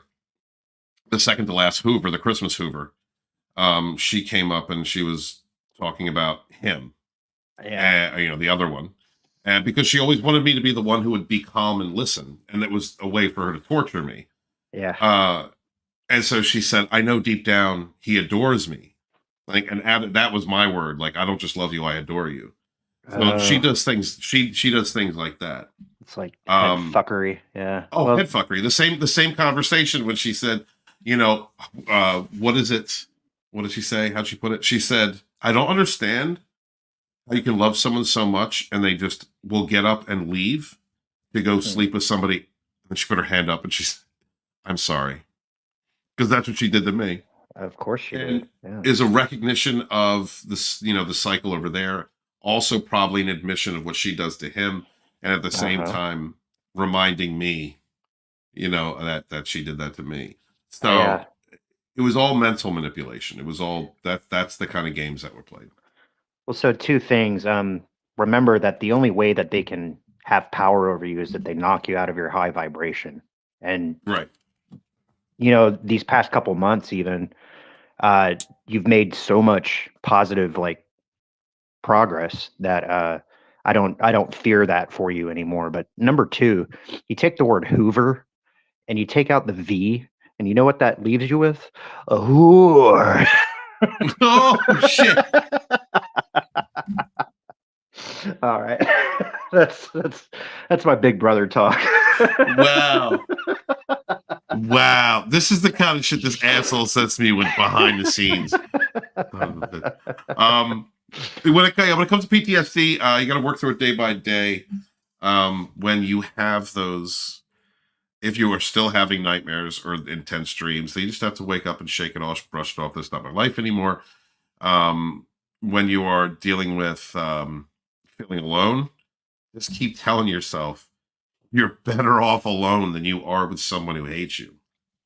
Yeah. You have to keep reinforcing your self-worth over and over again. You just, Yeah. You got to cut them out, cut out their circle of friends, get a different circle of friends, create a new Yes. community. Like we're saying, you're essentially the sum total of the 5 closest people to you. So if they're all assholes, guess what? That's why this space, I mean, I know we fuck around and we, joke and shit, but like we're all about healing, and we're all about boosting each other up, and we're all about evolution of the human spirit, and part of that starts with Independence Day. However many days you've been out of contact with your narc ex, that was your Independence Day. Keep it up. We're proud of you. Yeah. Yeah. Love you, brother. Thank you. Yes, sir. Jessica says, "I am not a belly dancer. I used to be a semi-acrobat, just a little, but other than that, no." Jessica, Immortal Coil is going to request that you put on a Harley Quinn outfit, and we can help you out with the flexibility. It's not a big deal. do a little flipping. Some gentle stretching exercises. Coil was a masseuse, if you didn't catch that part of the conversation. So Yeah, I think she came in after that part. But yeah, I went to college. I have letters after my last name, all that kind of stuff. I know anatomy down to the Latin names. So I'll show you where your xiphoid process is. How about that? dig that. Look over your shoulder, expect them to pop up out of nowhere. I don't. Yeah, it's what it is, man. Jessica says, "I used to train a little traditionally Far Eastern dance, which is extremely painful because of the flexibility requirements. Holy shit! This is Well, all so you. yeah, you didn't see that part, Stephen. They were talking about us amassing a harem, and she's like, "Oh, you know, I don't look good in Middle Eastern clothes." Bullshit. Everybody looks good in Middle Eastern clothes. And if you doubt that, you can you know, just DM yourself or DM a picture of yourself in one of those costumes, and I'll give you an honest opinion. Yes, please. Our DMs are open. That's to right. everyone. Everyone. Right? Yeah. That's right. Just I warn you, if you DM a Mortal Coil or myself, like wearing, you know, hot Middle Eastern clothes, we expect no underwear. All right? That's all I'm saying. Not that we're gonna see it. Stephen. This is Dragonstorm OverTime today. That's right. But Dragonstorm After Dark. these oh my god, what the fuck is happening? These narcissistic abuse victims, survivors are gonna create a harem of dudes now. This is what they're doing. This is what the ladies of Dragonstorm are doing. We need to get a meme for the ladies of Dragonstorm. We do. And they only have a harem of 2. It's us. That's it. That's all they got. And we're gonna sleep on your couch. And eat your food. And tell you how wonderful you are. That's right. That's right. Okay? And you're not going to want us to leave. We're going to sit in your living room and we're going to play Final Fantasy and right. Settlers of Catan and D&D. Right, we're playing D&D. We're playing live action D&D with all of Dragonstorm live action D&D. That's what we're doing. 2 level 1000 Tauruses appear. What are you gonna do? No, we're gathering a harem. We are not. No, don't project. We don't project here. That's not what we do. No. Don't do that. It's you girls. It's your overweight honey. It's more cushion for the pushing, baby girl. Don't worry about that. That's more of you to love. If there's nothing to grab onto, there's no point in getting it done. You know, yeah. Some bitches don't know what sandwiches are, so I get it. Coyle does not like skinny women. He wants meat. I like thick women. I do. You know, lady. Jessica, don't worry. Just put me on the spot. Listen, again, just send a picture. I'll let you know if it's good or bad. Okay. All right. You hear that, baby girl? You hear that? All right. You can find him at Immortal Coil on Twitter. That's right. The ones you got to remember how to count, Stephen. You got to remember how to count the ones. Yeah. That's right. Thank you. Yeah. If you find Stephen's page, you'll find my page. It's pretty, or you know. You might find my page. You might find me yelling at all kinds of people sometimes, but I'm generally a nice guy. No, and I'm either profound or I'm a dork. You know, I own it. Angela, 600-pound life woman. Listen, I didn't say I didn't say like behemoth. Listen, you're going to get me in trouble. First off, I'm not rolling anybody in flour and looking for a wet spot, sweetheart. I have standards. But, I mean, are you carrying it well? I mean, 600, it's a lot. 600 pounds. That's like fucking Andre the Giant. That's like 2 morbidly obese people wrapped up in one. But could you imagine, just for a moment, could you imagine, like, trying to grape Andre the Giant? Like, that's what it would be. Oh, man. You know, and I've seen those shows where these people are, like, so fat they can't even get out of their apartment. And there's, like, a pile of trash, and then there's, like, a clear path to the bathroom and a clear path to the fridge, you know, because they're ordering takeout all the fucking time. It's like you have to, the same dedication that you would put into going to a gym, these fuckers put into being obese, and like they have to call the fire department every time that they need to leave their house for some reason. Goddamn what the fuck? Walk around your kitchen, motherfucker. Yeah. Shit, even if you walk to KFC instead of like ordering Uber or whatever. You know, put the candy bar down. Back away from the Twinkie. Back away. Deborah says that y'all gonna have to bring some air mattresses and blankets if you want to visit me in Florida. Now your couch. Your Right? couch. We're gonna Yeah. your couch. We're gonna spoon on that couch. Yeah, you weren't listening. We're coming to your town. We're sleeping on your couch. We're eating your Food. So when it happens, you guys can't act surprised. We were like, we've been telling you guys this for like Telling you for months. We're telling you for since months. 10K, you know? Dragonstorm tried to touch me with his penis. Like, I've been telling you this for months. We're warning you. Right. All right. Time to put down the rum, Steve. Just don't turn into a coil, you know. I'm it was not- my birthday. Yeah. It's your birthday. It was his birthday. Come on. There's got to be a gun on this stage. That looks like a gun. It's my birthday.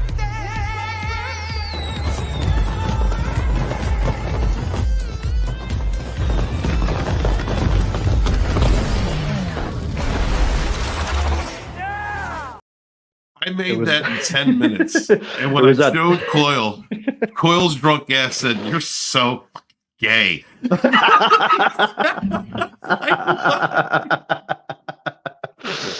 What the No, hell? but it's at this point that all control was lost over bodily function. Yeah. No, and Oh. I tell Steven that like when I drink, I don't drink like normal people. I will drink until I go to sleep. And depending on where I'm at, that's a good thing or a bad thing. So don't get me started if you don't want to if you don't want to keep up. God damn, she just told you that's some whiskey mysticism talking right there. That's right. Oracle The oracle of whiskey mysticism. It's the Oracle, yep. Deborah Cohen says, "My couch is so uncomfortable." Well, we're gonna sleep on it. We're gonna spoon on it. Beth says she has 2 couches, so Ooh. we have our own couch over at Beth's Bonus. house. So we should push the couches together and then we have just like this mega mattress, right? Yes, that's what we're Yeah, like there we go. we're gonna make a fort. We're gonna make a fucking tent at your house. We're gonna make a neat fort. Yeah, Yes, we are. We extra blankets. We're gonna get like brooms. Oh, this is right, gonna like happen. newspaper hats and like yeah.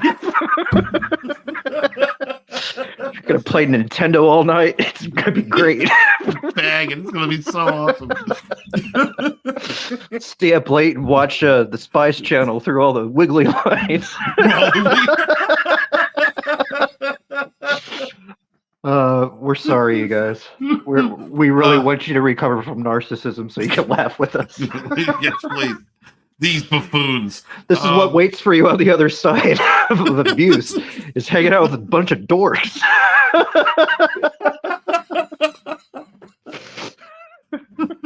It's awful.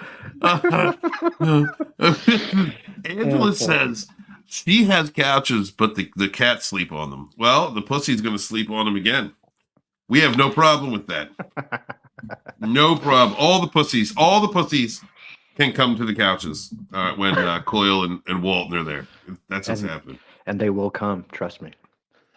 A veteran with Beth says, "Immortal Coyle, how many revolutions have you survived?" All of them? Are you talking about past lives or this life?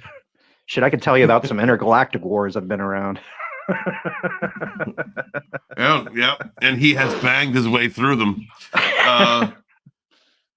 Let's see. Jessica says she doesn't have pets, though. Well, you will when we're there. You're going to have 2 pets. You'll have 2 dogs. That's right. Yep. 2 strays. How about that? Oh, we're building that fort. We're absolutely doing it. Adventure Vet says, I have a big screen, so that works. Oh, There we shit. go. Coyle, we are living it up at Beth's. Oh, yeah. You know, like when the ghosts aren't keeping us awake. Right. Go out back and see a headless man collecting body limbs. Like, Right. what He's the like, hell? keep it down, you fucking kids. We're gonna jump in Beth's arms like Shaggy and Scooby. Right. Roll. This isn't a ghost, it's Old Man Myers. Right. You fucking kids. Oh man. This is the too much fun show. Yeah, we're having some fun at this point. I'm sorry, Little Shaman. Hope you didn't watch this far. If you do. Let's see. I mean, yes, whatever makes us happy. Being grown children makes us happy, Beth, and we should all be at one with our inner child because there's too much fun. It's the only way to. Yeah, you have to laugh at life, or else it'll depress the fuck out of you.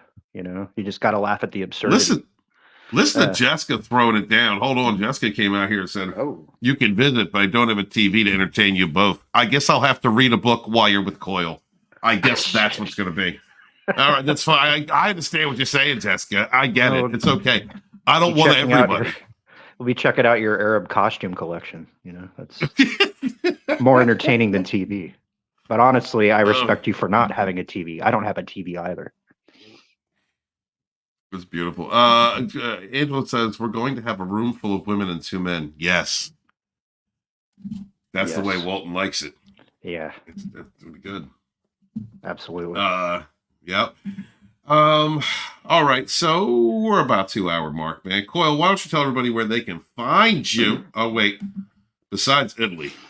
Because we know that's happening. Coyle's going to cross the Alps for that, Gillian. Trust and believe. Well, you can find me on my channel, Immortal Coyle. If you can count to 3, then you should be able to find me. The link is in the chat, and I think he throws it in the description as well. You can join me Saturday/Sunday, depending on where you're at. 11 p.m. West Coast Saturdays is when I do my show, Savage Spirituality, which is kind of like a cross between like Art Bell and the Jedi Council. And I talk about metaphysical things. A lot of you guys are actually chat people in that show. So instead of me telling you, why don't you tell your friends and see if we can get me over 600 subs. I still need about 900 watch hours. I've created a nice little playlist called Modern Savage Spirituality, which chronicles pretty much since Stephen first joined the show. Prior to that, I was kind of like more into edutainment, I suppose. I was always trying to figure out a way to talk about spiritual shit, but doing it through the lens of pop culture. Whereas recently I've just said, fuck it and let it all hang out. So yeah, I hang out with ETs, and yeah, I see ghosts, and yeah, I do energy, and apparently I read palms now. So yeah, I'm gonna teach them tarot cards. We're gonna go the whole 9 yards. Jessica says, also, I might need to get some couches and space for inflatable beds. Okay. She's making plans. Jessica's making plans. Oh yeah. We're gonna make it down to Florida. We sure will. We're gonna go to North Dakota. Yeah. Dakota. We're going to Italy. Trust me, all that. We're coming to Italy. We're going all the way. 50,000 subs, guys. That's the marker. Guess the 50,000. Also, Deborah asked. Oh, I was gonna say, and then Jills, you need to take us to the UK too, since you know the neck of the woods there. Go ahead. That's right. Deborah said, "So, are you younger than Steve and Coyle?" Yeah, he's younger. I turned 43 on Sunday night, and I'm turning 47 in a week and a half. About that. Yeah, I know. I'm getting old. I'm giving up. I'm giving up on vagina. I'm done with it. I can't do it anymore. Time for some Metamucil and some ready-to-wear diapers. No, I'm not getting that far. I'm not letting myself get to that age. You're going to find me with a bottle of Jack, freshly masturbated and dead in a boat in the middle of a lake somewhere. That's where you're going to find me. I'm going to be watching porn, Angela. I give up. I give up on women. That's it. I'm done. I give up. I am a wounded, hurt man, and I'm very vulnerable, ladies. Just saying. Yeah. We need some we need some fitting music, like after school special kind of, violins and shit. This is a very special episode of Dragonstorm. Mike Does is 49. Oh, okay. Mike, thank God I'm not the only one out there. Approaching 50. God's bless us, man. What are we gonna do? Let me ask you something. Have your balls gotten a little saggy?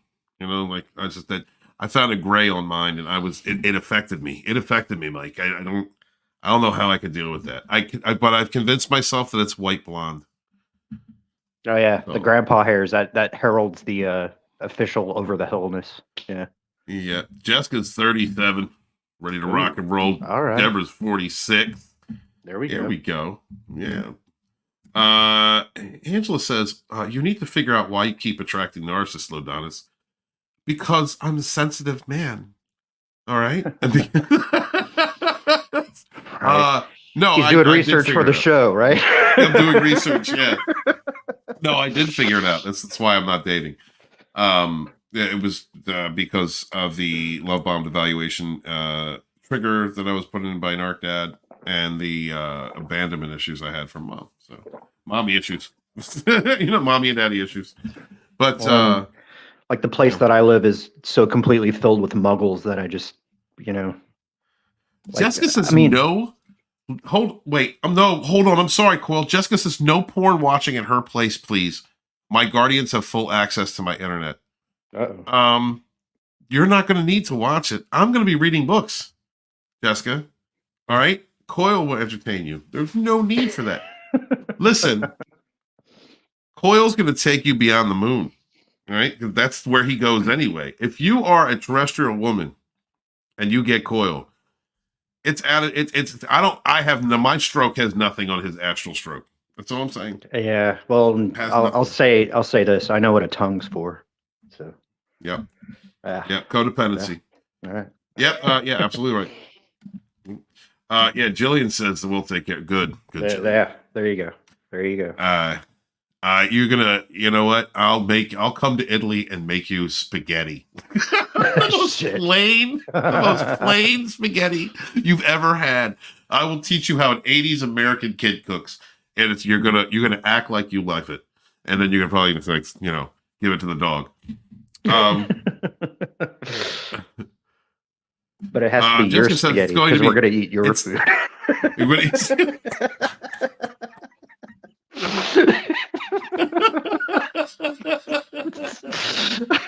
All right. Oh, we are awful. We got to shut this down. Too much fun stream. Yeah. Yes. Stay away from narcissists, folks. All right. Know your worth. Believe in yourself.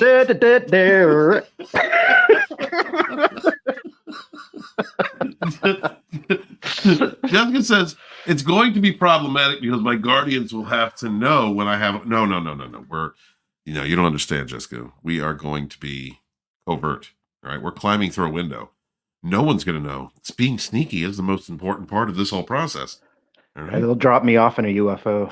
So right on the roof. See the bright light. Yeah, that's me. I see. So I took a glance at Scott's channels. He had a few videos of Ross. Yeah. Dude, Scott's really cool, man. 57, Angela. Cool. Yeah, I like older women, Angela. Coffee. Philly. What's going on? Yeah. I live in Philly. You live in Philly? What the fuck? I'm in Delco. I'm right in Colwyn. Darby's right next door. You know where I'm at. That's where I am. Get up with me. No, but I'm dead serious. Like, all bullshitting aside, if you want to get together and grab something, get some pizza, get a cheesesteak, be a couple of fat asses. Dude, for real, hit me I up. need to eat a real Philly cheesesteak. I would love to meet somebody from the chat, dude. I would love that. And when you do, it's your duty to tell me how it feels to hug Steven. Because even though we're like best bros, I have never met the man. He was supposed to come out to Tacoma once, but we're not going to talk about that narc chick that I picked up from fucking Seattle. We're not going to talk about her.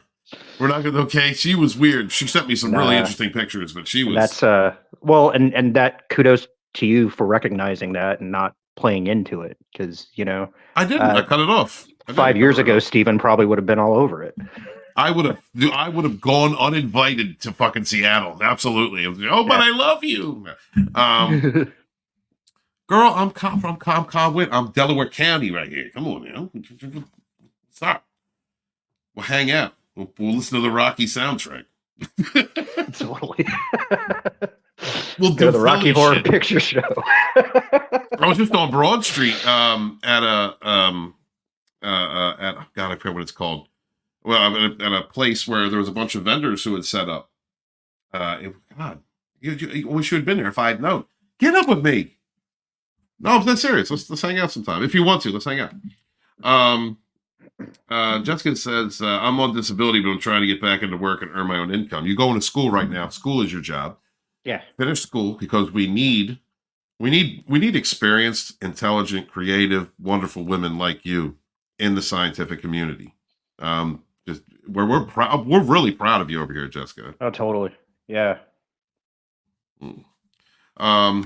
The opposite of Beth. We can't stand this bitch. She just keeps coming around. I just flirt with her and she stays. I don't know what the fuck is going on.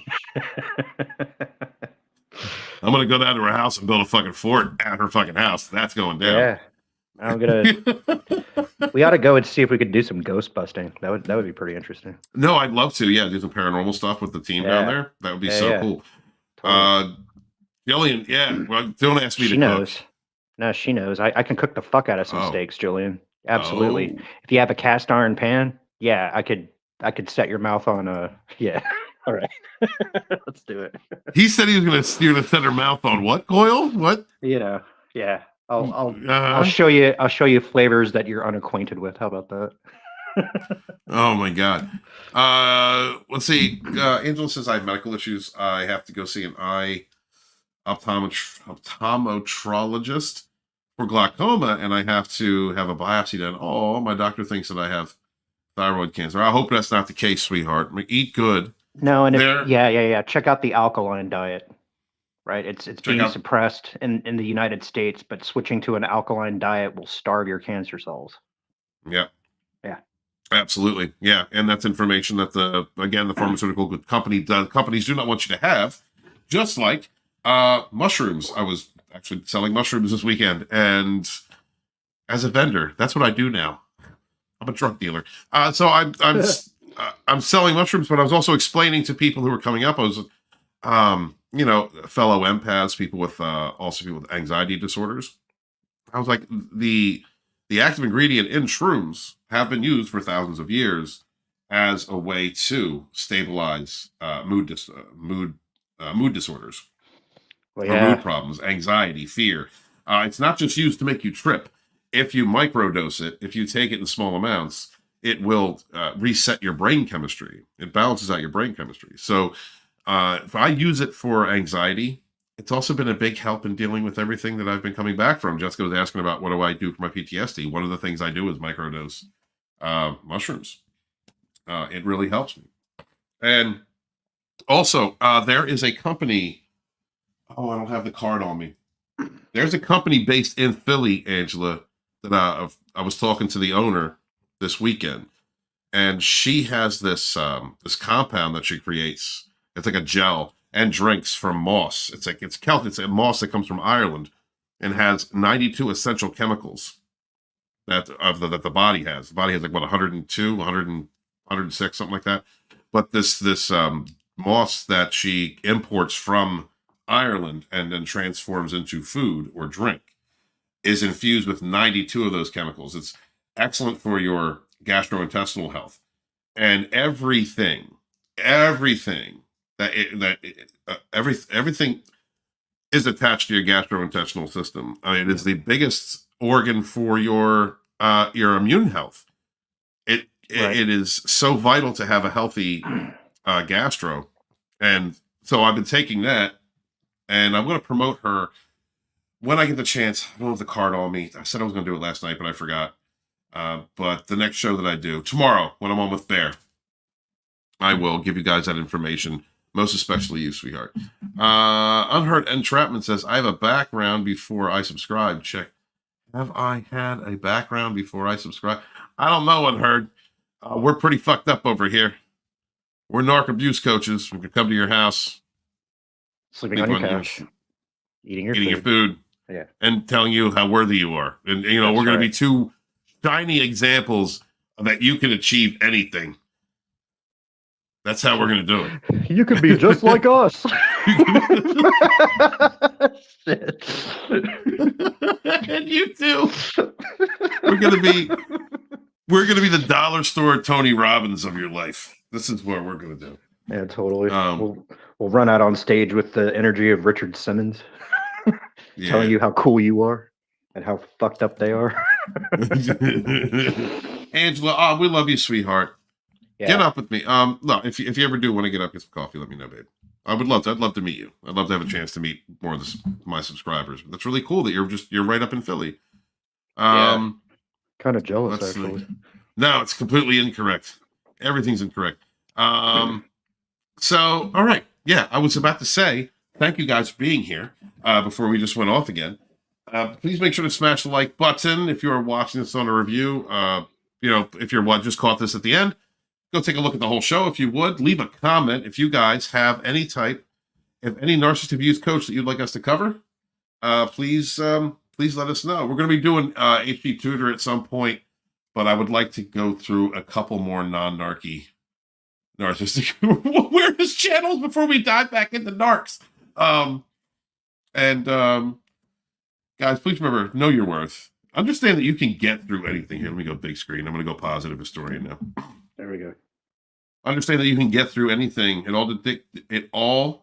Your future is dictated upon you, your worth, how you look at yourself. You can't love somebody and you can't be a friend to somebody if you're not loving and if you're not friendly to yourself. That doesn't mean to be full of yourself, be egotistical, but definitely look out for what you want in life. Create strong boundaries. Recognize red flags. Understand your own worth and that your time is precious. Because when we go through what we have, I think we should all learn lessons as we heal, as we come back up.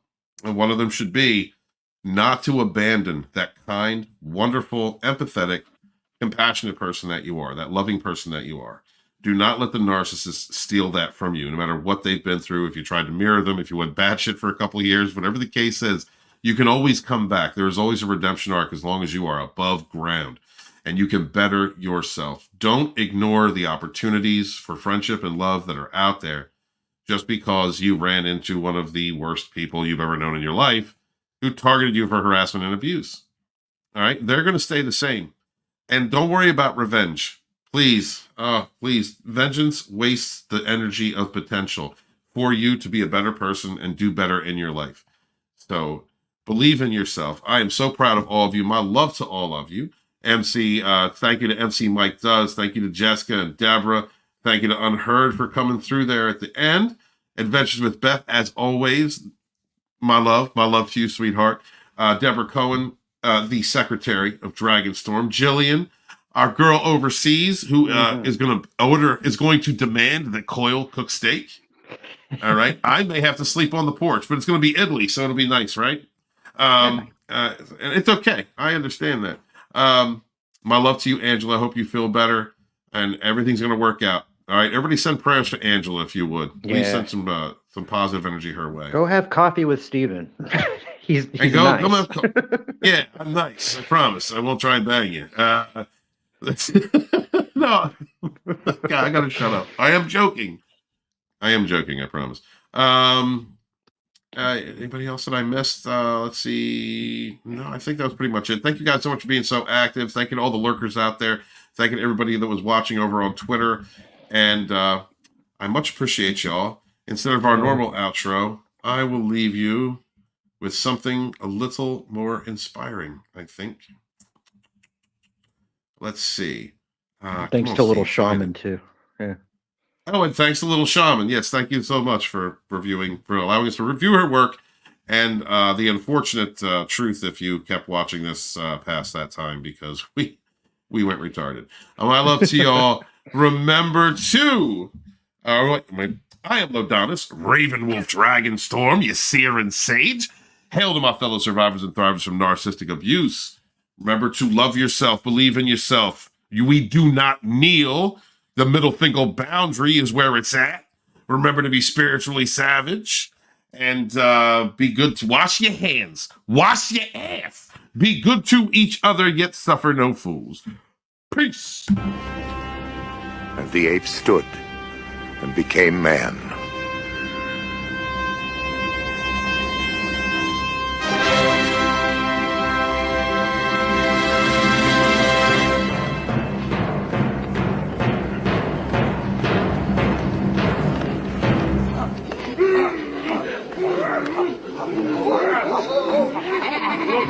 Hey, where are the white women at?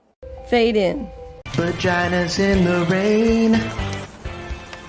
Funny. She doesn't look Jewish. I am McLovin. What is he doing? Come on, man. That's a big Twinkie.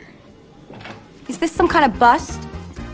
Well, it's very impressive, yes, but we need to ask you a few questions. God damn, there's a lot of stupid bastards walking around. Carry a little pad and pencil with you. You wind up with 30 or 40 names by the end of the day. Yeah, you fucking. Hey, everybody, we're all gonna get laid. Your bargaining posture is highly dubious. You know what your problem is? You're putting the pussy on a pedestal. That's the second time I've heard that. What is the pussy on a pedestal thing? Shit. Yup. Prepare ship for ludicrous speed. Papyrus. Rolling papyrus. Be excellent to each other. Party on, dudes! Cleaning your ass is very important. No, we're not going to drag it overtime, but I just wanted to say, make sure, Beth, wash your fucking hands and wash your ass. And in the words of the late, great, and wonderful George Carlin. When you're born in this world, you're given a ticket to the freak show. And when you're born in America, you're given a front row seat.